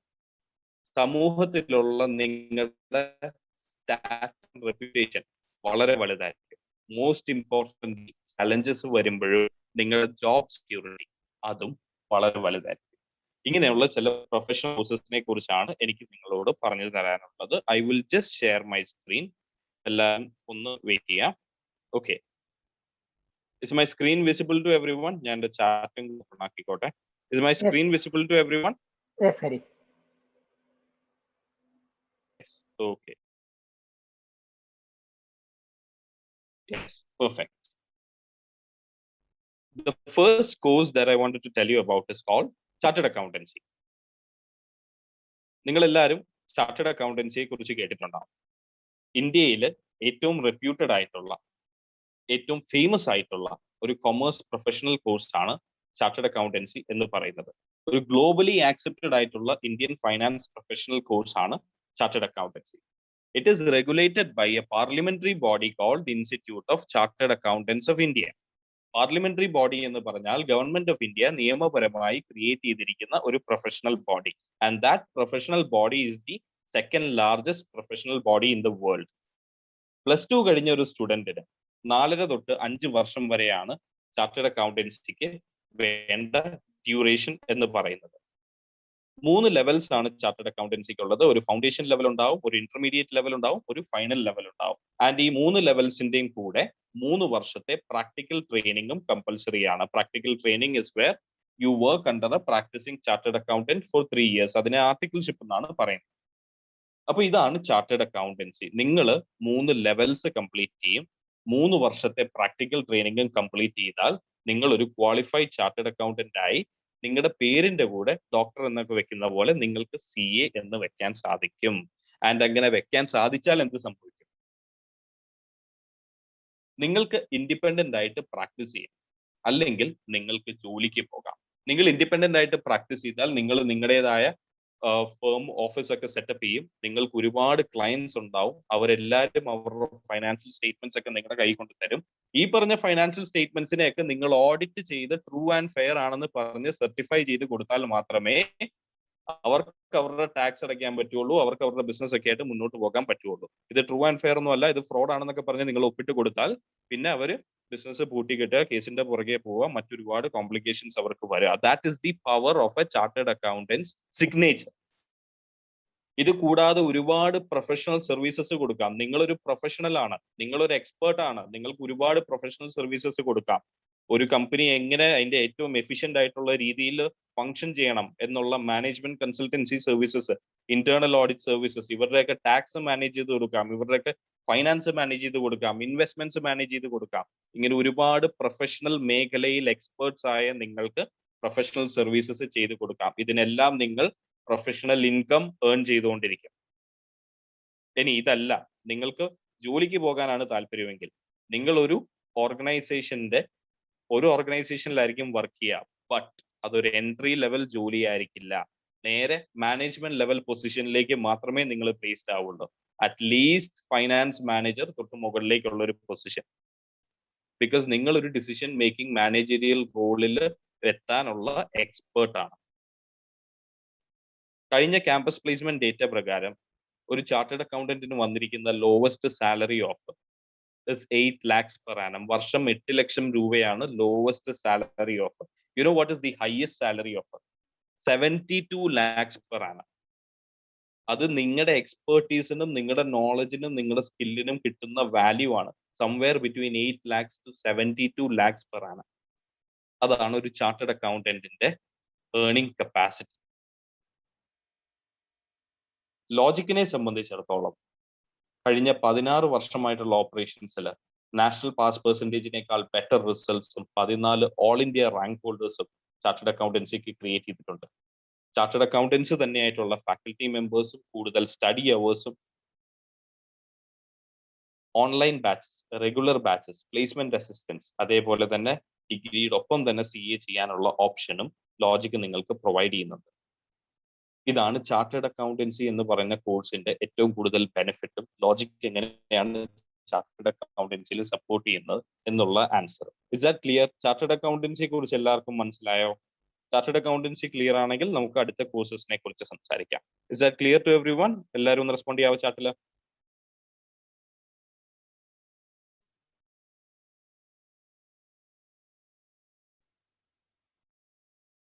Am I audible? Is that clear to everyone? Chat box is stuck ആയിട്ട് വെക്കുവാണെന്റെ. Yes, clear. Okay. Perfect. Very good. Chartered accountancy പോലെ മറ്റൊരു പ്രൊഫഷണൽ കോഴ്സ് ആണ് cost and management accountancy India. Chartered അക്കൗണ്ടൻസിയുടെ അതേ സ്ട്രക്ചർ തന്നെയാണ് cost and management accountancy follow ചെയ്യുന്നത്. മറ്റൊരു parliamentary ബോഡിയായ institute of cost accountants of India ആണ് കോസ്റ്റ് ആൻഡ് മാനേജ്മെന്റ് അക്കൗണ്ടൻസിയെ റെഗുലേറ്റ് ചെയ്യുന്നത്. 3 തൊട്ട് 4 വർഷം വരെയാണ് +2 കഴിഞ്ഞ ഒരു സ്റ്റുഡന്റിന് CMA ചെയ്യാനുള്ള ഡ്യൂറേഷൻ. ഇന്നത്തെ കാലത്ത് ഇന്നലെ നമ്മൾ സ്കിൽസിനെ കുറിച്ച് വളരെ വിശദമായിട്ട് സംസാരിച്ചു. ഇന്നത്തെ കാലത്ത് ഒരാൾക്ക് കിട്ടാവുന്ന ഏറ്റവും വലിയ സ്കില്ലാണ് പ്രോബ്ലം സോൾവിങ് സ്കിൽസ്. നിങ്ങൾ വർക്ക് ചെയ്യുന്ന ഒരു സ്ഥാപനത്തിൽ ഒരു പ്രോബ്ലം ഉണ്ട്, നിങ്ങൾക്ക് ആ പ്രോബ്ലം സോൾവ് ചെയ്യാനുള്ള കപ്പാസിറ്റി ഉണ്ട് എങ്കിൽ നിങ്ങൾ അവിടെ ഹൈലി വാല്യൂഡ് ആയിരിക്കും. Cost and management accountants are considered as problem solvers. ഇപ്പോൾ ഒരു എക്സാമ്പിൾ പറയുവാണെങ്കിൽ, ഒരു മാനുഫാക്ചറിങ് കൺസേൺ എടുക്കുവാണെങ്കിൽ അവിടെ ഒരുപാട് ബിസിനസ് പ്രോസസ്സുകൾ ഉണ്ടാവും. ഓക്കെ, റോ മെറ്റീരിയൽസിനെ ഐഡന്റിഫൈ ചെയ്യണം, റോ മെറ്റീരിയൽസിനെ സെഗ്രിഗേറ്റ് ചെയ്യണം, ഫിനിഷ് ഗുഡ്സ് ഡിസൈൻ ചെയ്യണം, ഈ റോ മെറ്റീരിയൽസിനെ പ്ലാന്റ് മെഷീനറിയിലൊക്കെ ഇട്ടിട്ട് ഫിനിഷ് ഗുഡ്സ് പ്രൊഡ്യൂസ് ചെയ്തെടുക്കണം, ഈ പ്രൊഡ്യൂസ് ചെയ്തെടുത്ത ഫിനിഷ് ഗുഡ്സിനെ പാക്ക് ചെയ്യണം, ലേബൽ ചെയ്യണം, ഡിസ്ട്രിബ്യൂട്ട് ചെയ്യണം, മാർക്കറ്റ് ചെയ്യണം, സെല് ചെയ്യണം, ഈ ഫാക്ടറിയും ഓഫീസും ഒക്കെ മാനേജ് ചെയ്യണം, സ്റ്റാഫിനെ മാനേജ് ചെയ്യണം, ഒരുപാട് പ്രോസസ്സുകൾ ഉണ്ടാവും. ഈ പറഞ്ഞ പ്രോസസ്സുകളിൽ എവിടെയെങ്കിലും എന്തെങ്കിലും പ്രോബ്ലം സംഭവിച്ചു പോയാൽ, നിങ്ങൾ ഫങ്ഷൻസ് ഓഫ് മാനേജ്മെന്റ് ഒക്കെ പഠിച്ചിട്ടുണ്ടാവും ബിസിനസ് സ്റ്റഡീസിൽ, planning, organising, staffing, directing, controlling, ഇതിൽ ഏതെങ്കിലും ഫങ്ഷൻസിന് എന്തെങ്കിലും കുറവ് സംഭവിച്ചു പോയാൽ എഫിഷ്യൻസി വല്ലാതെ ലോ ആവും. എഫിഷ്യൻസി ലോ ആയാൽ കോസ്റ്റ് വല്ലാതെ ഷൂട്ടപ്പ് ചെയ്താൽ പ്രോഫിറ്റിനെ ബാധിക്കും. പലപ്പോഴും ഇത് എവിടെ നിന്നായി പ്രോബ്ലം ഉണ്ടായെന്ന് പോലും കണ്ടുപിടിക്കാൻ പറ്റില്ല. A CMA is capable of going deeply into each and every level and each and every process to identify problems, to come up with solutions, to control cost and to maximize profit. ഇതൊക്കെ കൂടാതെ നിങ്ങൾ ഒരു super മാർക്കറ്റിലൊക്കെ പോയിട്ടുണ്ടെങ്കിൽ ചിലപ്പോൾ കണ്ടിട്ടുണ്ടാവും tooth paste 33% extra എന്നൊക്കെ പറഞ്ഞ് കണ്ടിട്ടുണ്ടാവും. ഞാൻ ഒരു മാസം 1 ലക്ഷം ടൂത്ത് പേസ്റ്റ് മാനുഫാക്ചർ ചെയ്യുന്നുണ്ടെങ്കിൽ എനിക്ക് അതിന് എന്ത് കോസ്റ്റ് ഉണ്ട്? ഇതിൽ ഞാൻ 33% എക്സ്ട്രാ ഓരോ ടൂത്ത് പേസ്റ്റിലും കൊടുക്കണമെങ്കിൽ അഡീഷണലി എന്ത് കോസ്റ്റ് വരും? ഞാൻ അങ്ങനെ അഡീഷണൽ കോസ്റ്റ് ബെയർ ചെയ്താൽ എന്റെ സെയിൽ എത്രമാത്രം കൂടാം? എന്റെ സെയിൽ എത്രമാത്രം കൂടുന്നതനുസരിച്ച് എനിക്ക് എത്ര പ്രോഫിറ്റ് മാർജിൻ ഉണ്ടാകും? ഇനി ഈ പ്രോഫിറ്റ് മാർജിൻ മാക്സിമം ആയിട്ട് നിൽക്കാൻ ഞാൻ 10% കൊടുത്താൽ മതിയോ, 33% ആണോ കൊടുക്കേണ്ടത്, അതോ 50% കൊടുക്കണോ?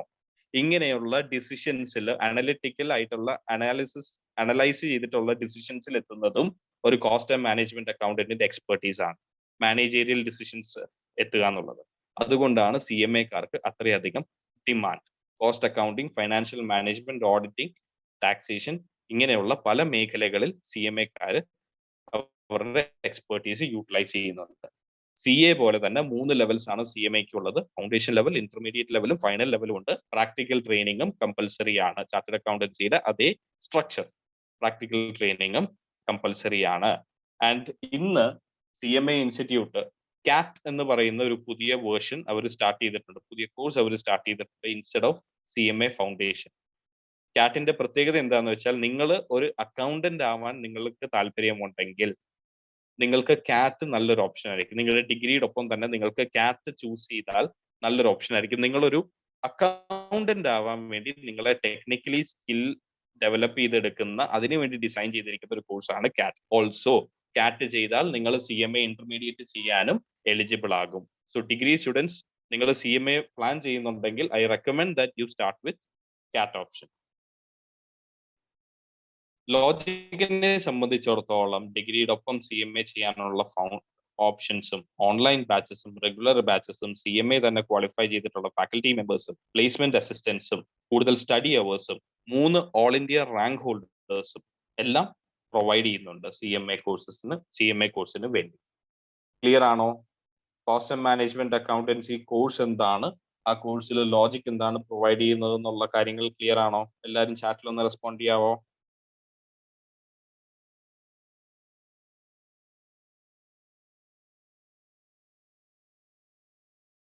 Yes, very good. The third course that I want is called company secretaryship. Corporate India, one of the most highly respected, highly paid jobs ilonnanu company secretary ennu parayunnathu. It is regulated by another parliamentary body called the Institute of Company Secretaries of India.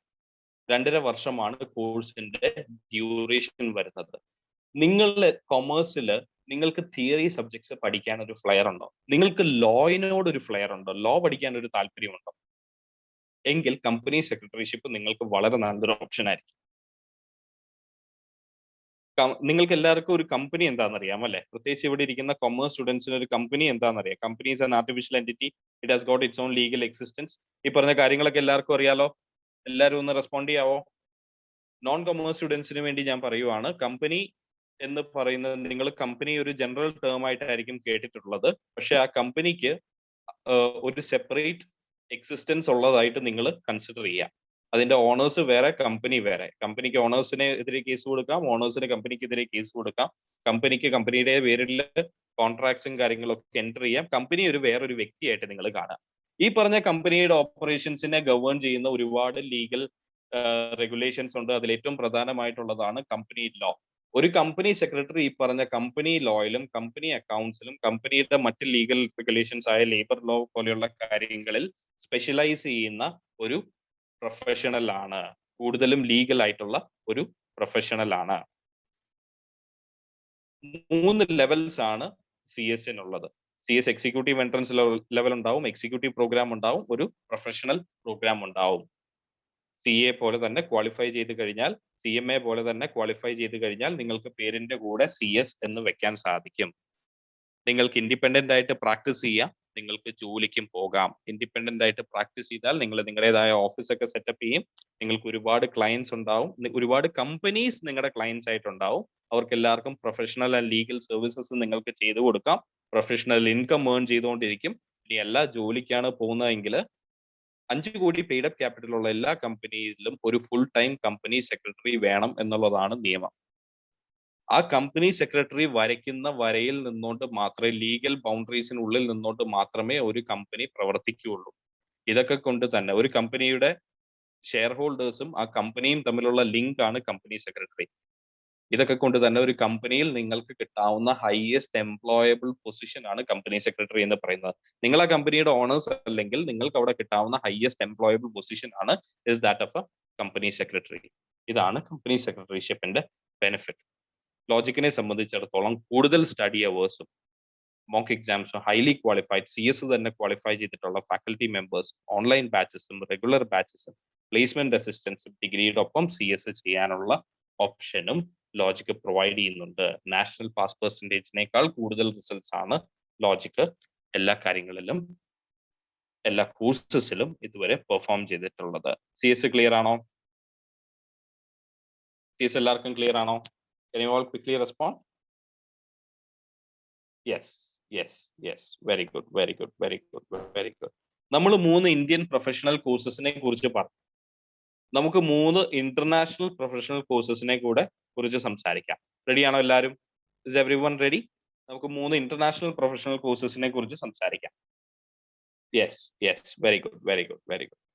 The first course that I wanted to tell you about is called CMA USA. Certified management accountancy USA. ഞാൻ CMA ഇന്ത്യനെ കുറിച്ച് പറഞ്ഞു, cost and management accountancy ഇന്ത്യനെ കുറിച്ച് പറഞ്ഞു, right? ഇതിന്റെ US version ആണ് certified management accountancy USA. ഈ ലോകത്ത് ഒരുവിധം എല്ലാ രാജ്യങ്ങളിലും അവരവരുടേതായ മാനേജ്മെന്റ് അക്കൗണ്ടൻസി കോഴ്സുകളും കാര്യങ്ങളും ഉണ്ടാവും. ഈ പറഞ്ഞ എല്ലാ മാനേജ്മെന്റ് അക്കൗണ്ടൻസി കോഴ്സുകളുടെയും സ്റ്റാൻഡേർഡ് ബെഞ്ച് മാർക്ക് സെറ്റ് ചെയ്യുന്ന കോഴ്സാണ് CMA USA എന്ന് പറയുന്നത്. അതായത് ലോകത്തെ ഏറ്റവും ബെസ്റ്റ് മാനേജ്മെന്റ് അക്കൗണ്ടൻസി കോഴ്സ് ആണ് CMA USA എന്ന് പറയുന്നത്. ഇത് ചെയ്യുമ്പോൾ നിങ്ങൾക്ക് കിട്ടുന്നത് ഒരു ഗ്ലോബൽ പ്രൊഫഷണൽ സർട്ടിഫിക്കറ്റ്, അതായത് ഇന്റർനാഷണൽ വാല്യൂ ഉള്ള പ്രൊഫഷണൽ സർട്ടിഫിക്കറ്റ് ആണ് നിങ്ങൾക്ക് കിട്ടുന്നത്.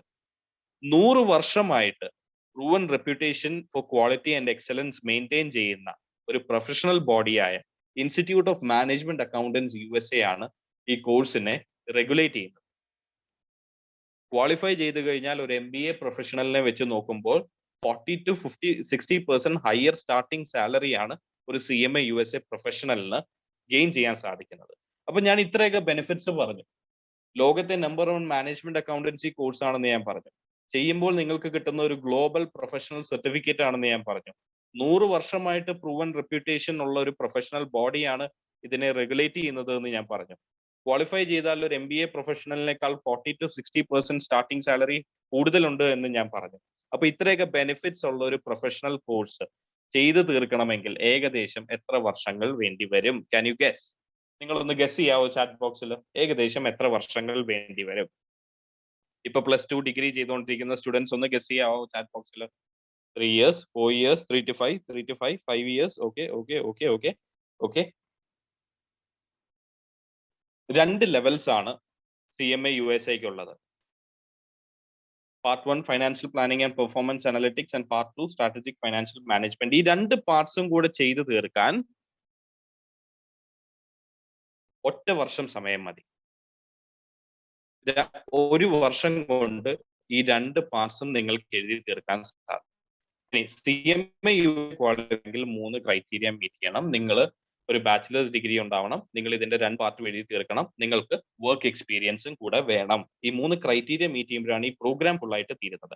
അത് തന്നെയാണ് ഈ കോഴ്സിന്റെ ഏറ്റവും വലിയ ബെനിഫിറ്റ്. നിങ്ങളുടെ ഫ്രണ്ട്സ് എല്ലാവരും ബാച്ചിലേഴ്സ് ഡിഗ്രി ചെയ്തു, 3 വർഷത്തെ ബാച്ചിലേഴ്സ് ഡിഗ്രി ചെയ്തു, 2 വർഷത്തെ പോസ്റ്റ് ഗ്രാജുവേഷൻ ചെയ്തു, 1 വർഷത്തെ അഡീഷണൽ എന്തെങ്കിലും കോഴ്സ് ചെയ്തിട്ട് 24-ാം വയസ്സിൽ ഒരു എൻട്രി ലെവൽ ജോലിക്ക് കയറുമ്പോൾ നിങ്ങൾ +2 കഴിഞ്ഞ ഉടനെ നിങ്ങൾക്ക് BCom വിത്ത് CMA USA ചെയ്യാം. BCom വിത്ത് CMA USA ചെയ്യുമ്പോൾ 21-ാം വയസ്സിൽ നിങ്ങളുടെ കയ്യിൽ ഒരു ഗ്രാജുവേഷൻ സർട്ടിഫിക്കറ്റും ഉണ്ട്, ഒരു പ്രൊഫഷണൽ സർട്ടിഫിക്കറ്റും ഉണ്ട്. 21-ാം വയസ്സിൽ നിങ്ങൾക്ക് നല്ല പൊസിഷനിൽ ജോലിക്ക് കയറി 2 വർക്ക് എക്സ്പീരിയൻസ് കൂടെ എടുത്തു കഴിഞ്ഞാൽ നിങ്ങളുടെ പേരിന്റെ കൂടെ CMA എന്ന് നിങ്ങൾക്ക് ചേർക്കാൻ സാധിക്കും. അതാണ് ഈ കോഴ്സസിന്റെ ഫ്ലെക്സിബിലിറ്റി.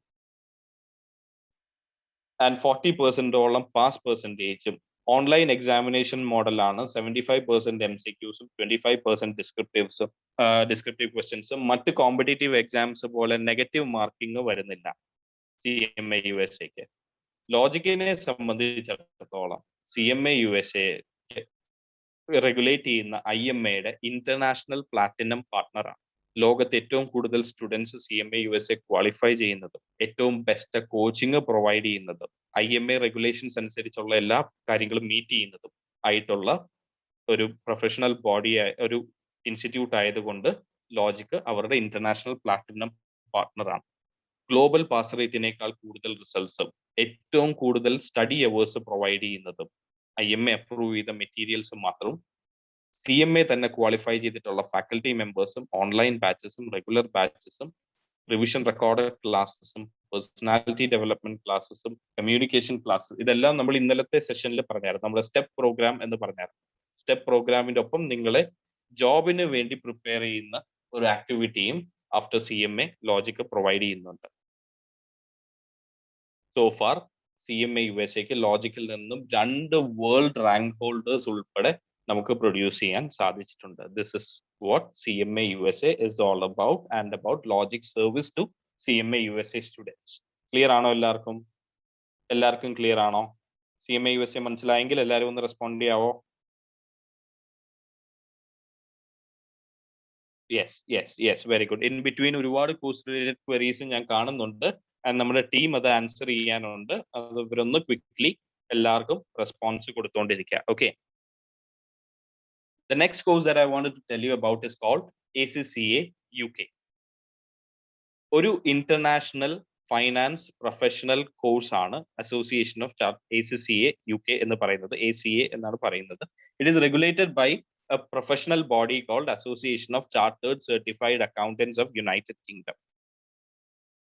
UK based ആയിട്ടുള്ള UK ചാർട്ടേഡ് അക്കൗണ്ടൻസി അല്ല, പക്ഷെ UK ചാർട്ടേഡ് അക്കൗണ്ടൻസിക്ക് ഈക്വലന്റ് ആയിട്ടുള്ള ഈക്വൽ വാല്യൂ ഉള്ള അതേ പ്രോമിനൻസ് ഉള്ള ഒരു പ്രൊഫഷണൽ കോഴ്സ് ആണ് ACCA UK എന്ന് പറയുന്നത്. ലോകത്തെ ഏറ്റവും വലിയ പ്രൊഫഷണൽ ബോഡികളിൽ ഒന്നാണ് ACCA UK എന്ന് പറയുന്നത്. 180 രാജ്യങ്ങൾക്ക് മുകളിൽ ഹൈലി വാല്യൂഡ് ആയിട്ടുള്ള സ്കില്ലിനെ ഹൈലി റെക്കഗ്നൈസ്ഡ് ആയിട്ടുള്ള ഒരു പ്രൊഫഷണൽ ബോഡി, ഒരു പ്രൊഫഷണൽ കോഴ്സ് ആണ് ACCA UK എന്ന് പറയുന്നത്. ലോകത്ത് ഏറ്റവും കൂടുതൽ പ്രൊഫഷണൽ ബോഡീസ് ആയിട്ട് അസോസിയേറ്റഡ് ആയിട്ടും ടൈഅപ്ഡ് ആയിട്ടും ഓപ്പർച്യൂണിറ്റീസ് പ്രൊവൈഡ് ചെയ്തിട്ടുള്ള ഒരു പ്രൊഫഷണൽ കോഴ്സ് ആണ് ACCA UK.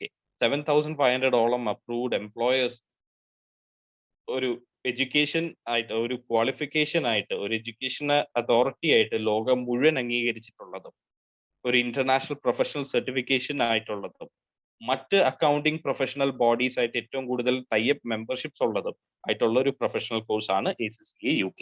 2 ലെവൽസ് ആണ് ACCAക്ക് പഠിക്കാനുള്ളത്. ഒരു ഫണ്ടമെന്റൽ ലെവൽ ഉണ്ടാവും, ഒരു പ്രൊഫഷണൽ ലെവൽ ഉണ്ടാവും. +2 ഏത് സ്ട്രീം ചെയ്ത കുട്ടികൾക്കും ACCA ചെയ്യാൻ എലിജിബിൾ ആണ്. ആൻഡ് ഈ 2 ലെവൽസും കംപ്ലീറ്റ് ചെയ്യാൻ 2 to 2.5 ഇയേഴ്സ് ആണ് ACCAക്ക് ടൈം വരുന്നത്. ലോജിക്കിനെ സംബന്ധിച്ചിടത്തോളം ഡിഗ്രിയോടൊപ്പം ACCA റെഗുലർ ഡിഗ്രിയോടൊപ്പം ACCA ചെയ്യാനുള്ള ഓപ്ഷൻ പ്രൊവൈഡ് ചെയ്യുന്നുണ്ട്. ഓൺലൈൻ ഓപ്ഷൻസ് പ്രൊവൈഡ് ചെയ്യുന്നുണ്ട്. ACCA റെഗുലറും ഡിഗ്രി ഓൺലൈനും ചെയ്യാനുള്ള ഓപ്ഷനും ലോജിക്ക് പ്രൊവൈഡ് ചെയ്യുന്നുണ്ട്. ACCA സംബന്ധിച്ചിടത്തോളം 4 എക്സാം വിൻഡോസ് ആണ് ഒരു വർഷം ഉള്ളത്. ഡിഗ്രി കംപ്ലീറ്റ് ചെയ്യുന്ന സ്റ്റുഡൻസ് ആയിട്ടാണ് ACCAക്ക് വരുന്നതെങ്കിൽ പേപ്പർ എക്സംഷൻസും ഉണ്ട് ACCAക്ക്. കൂടുതൽ ഡീറ്റെയിൽസ് ആയിട്ട് ലോജിക്കിനോട് കോൺടാക്ട് ചെയ്താൽ മതി. ആൻഡ് ലോജിക്കിനെ സംബന്ധിച്ചിടത്തോളം ഗ്ലോബൽ റേറ്റിനേക്കാൾ കൂടുതൽ പാസ് റേറ്റും മാക്സിമം സ്റ്റഡി അവേഴ്സും ഹൈലി ക്വാളിഫൈഡ് ആയിട്ടുള്ള ഫാക്കൽറ്റി, ACCA ക്വാളിഫൈഡ് ആയിട്ടുള്ള ഫാക്കൽറ്റി മെമ്പേഴ്സും ഓൺലൈൻ ബാച്ചസും റെഗുലർ ബാച്ചസും നമ്മുടെ സ്റ്റെപ്പ് പ്രോഗ്രാമിന്റെ സപ്പോർട്ടും എല്ലാം, കമ്മ്യൂണിക്കേഷൻ ക്ലാസ്സസ്, എക്സൽ ട്രെയിനിങ്, ഇങ്ങനെയുള്ള കാര്യങ്ങളെല്ലാം ACCAക്ക് പ്രൊവൈഡ് ചെയ്യുന്നുണ്ട്. ക്ലിയർ ആണോ? ACCA എല്ലാവർക്കും ക്ലിയർ ആണോ?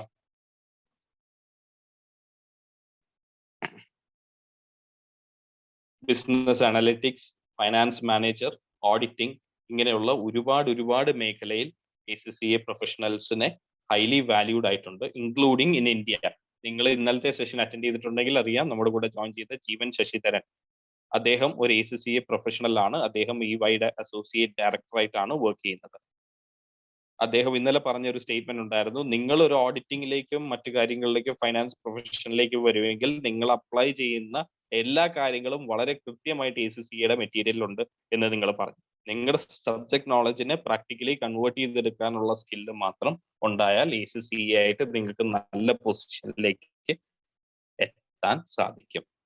The last course that I wanted to tell you about is called CPA USA, Certified Public Accountancy USA. US based ആയിട്ടുള്ള ചാർട്ടേഡ് അക്കൗണ്ടൻസി കോഴ്സ് ആണ് CPA USA എന്ന് പറയുന്നത്. It is also a highly recognised, highly valued global professional certification. 100 വർഷം ആയിട്ട് reputed ആയിട്ടുള്ള ഒരു professional ബോഡിയായ American institute of certified public accountants ആണ് CPA USAനെ റെഗുലേറ്റ് ചെയ്യുന്നത്. 143 കൺട്രീസിൽ ഹൈലി വാല്യൂഡ് ആയിട്ടുള്ള 4 ലക്ഷത്തോളം മെമ്പേഴ്സ് ഉള്ള ഒരു പ്രൊഫഷണൽ ബോഡിയാണ് CPA USA. പ്രൊഫഷണൽ കോഴ്സ് ആണ് CPA USA എന്ന് പറയുന്നത്. CPAയുടെ ഏറ്റവും വലിയ പ്രത്യേകത എന്താന്ന് വെച്ചാൽ, say for example Alan K സാമിന്റെ CPA ചെയ്താൽ അലൻ കെ സാമിന് കിട്ടാവുന്ന സ്കിൽ ഡെവലപ്മെന്റ് അത് ഭയങ്കര വലുതായിരിക്കും.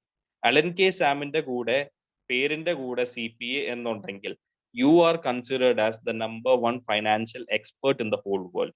CPA USA is considered as the biggest and best finance professional course in the whole world.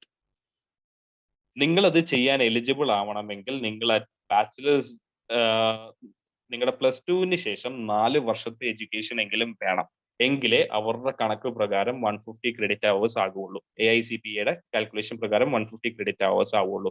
Unfortunately നമ്മുടെ കൊമേഴ്സ് ഡിഗ്രീസ് എല്ലാം 3 വർഷത്തേക്കേ ഉള്ളൂ. There are lot of education reforms being proposed. If it comes into action 4 Varsha degrees ഒക്കെ വരും. But നമ്മൾ സംസാരിക്കുമ്പോൾ 3 വർഷ ഡിഗ്രീസേ ഉള്ളൂ. അതുകൊണ്ട് തന്നെ CPA ചെയ്യാൻ നിങ്ങൾ എലിജിബിൾ ആവണമെങ്കിൽ നിങ്ങൾ നിങ്ങളുടെ ബാച്ചിലേഴ്സ് ഡിഗ്രിയുടെ ശേഷം പോസ്റ്റ് ഗ്രാജുവേഷന്റെ ഫസ്റ്റ് ഇയർ എങ്കിലും കംപ്ലീറ്റ് ചെയ്യണം. അല്ലെങ്കിൽ ബാച്ചിലേഴ്സ് ഡിഗ്രി കൂടാതെ മറ്റെന്തെങ്കിലും പ്രൊഫഷണൽ കോഴ്സ് കൂടി എടുക്കണം. അല്ലെങ്കിൽ AICPA പ്രൊവൈഡ് ചെയ്യുന്ന ബ്രിഡ്ജ് കോഴ്സ് നിങ്ങൾ എടുക്കണം. ഇതിൽ ഏതെങ്കിലും ഓപ്ഷൻ കംപ്ലീറ്റ് ചെയ്താൽ you are eligible to do CPA USA. പക്ഷെ എലിജിബിൾ ആയി കഴിഞ്ഞാൽ 4 പേപ്പറേ ഉള്ളൂ. ഒറ്റ വർഷം കൊണ്ട് നിങ്ങൾക്ക് ആ 4 പേപ്പർ കംപ്ലീറ്റ് ചെയ്തെടുക്കാൻ സാധിക്കും.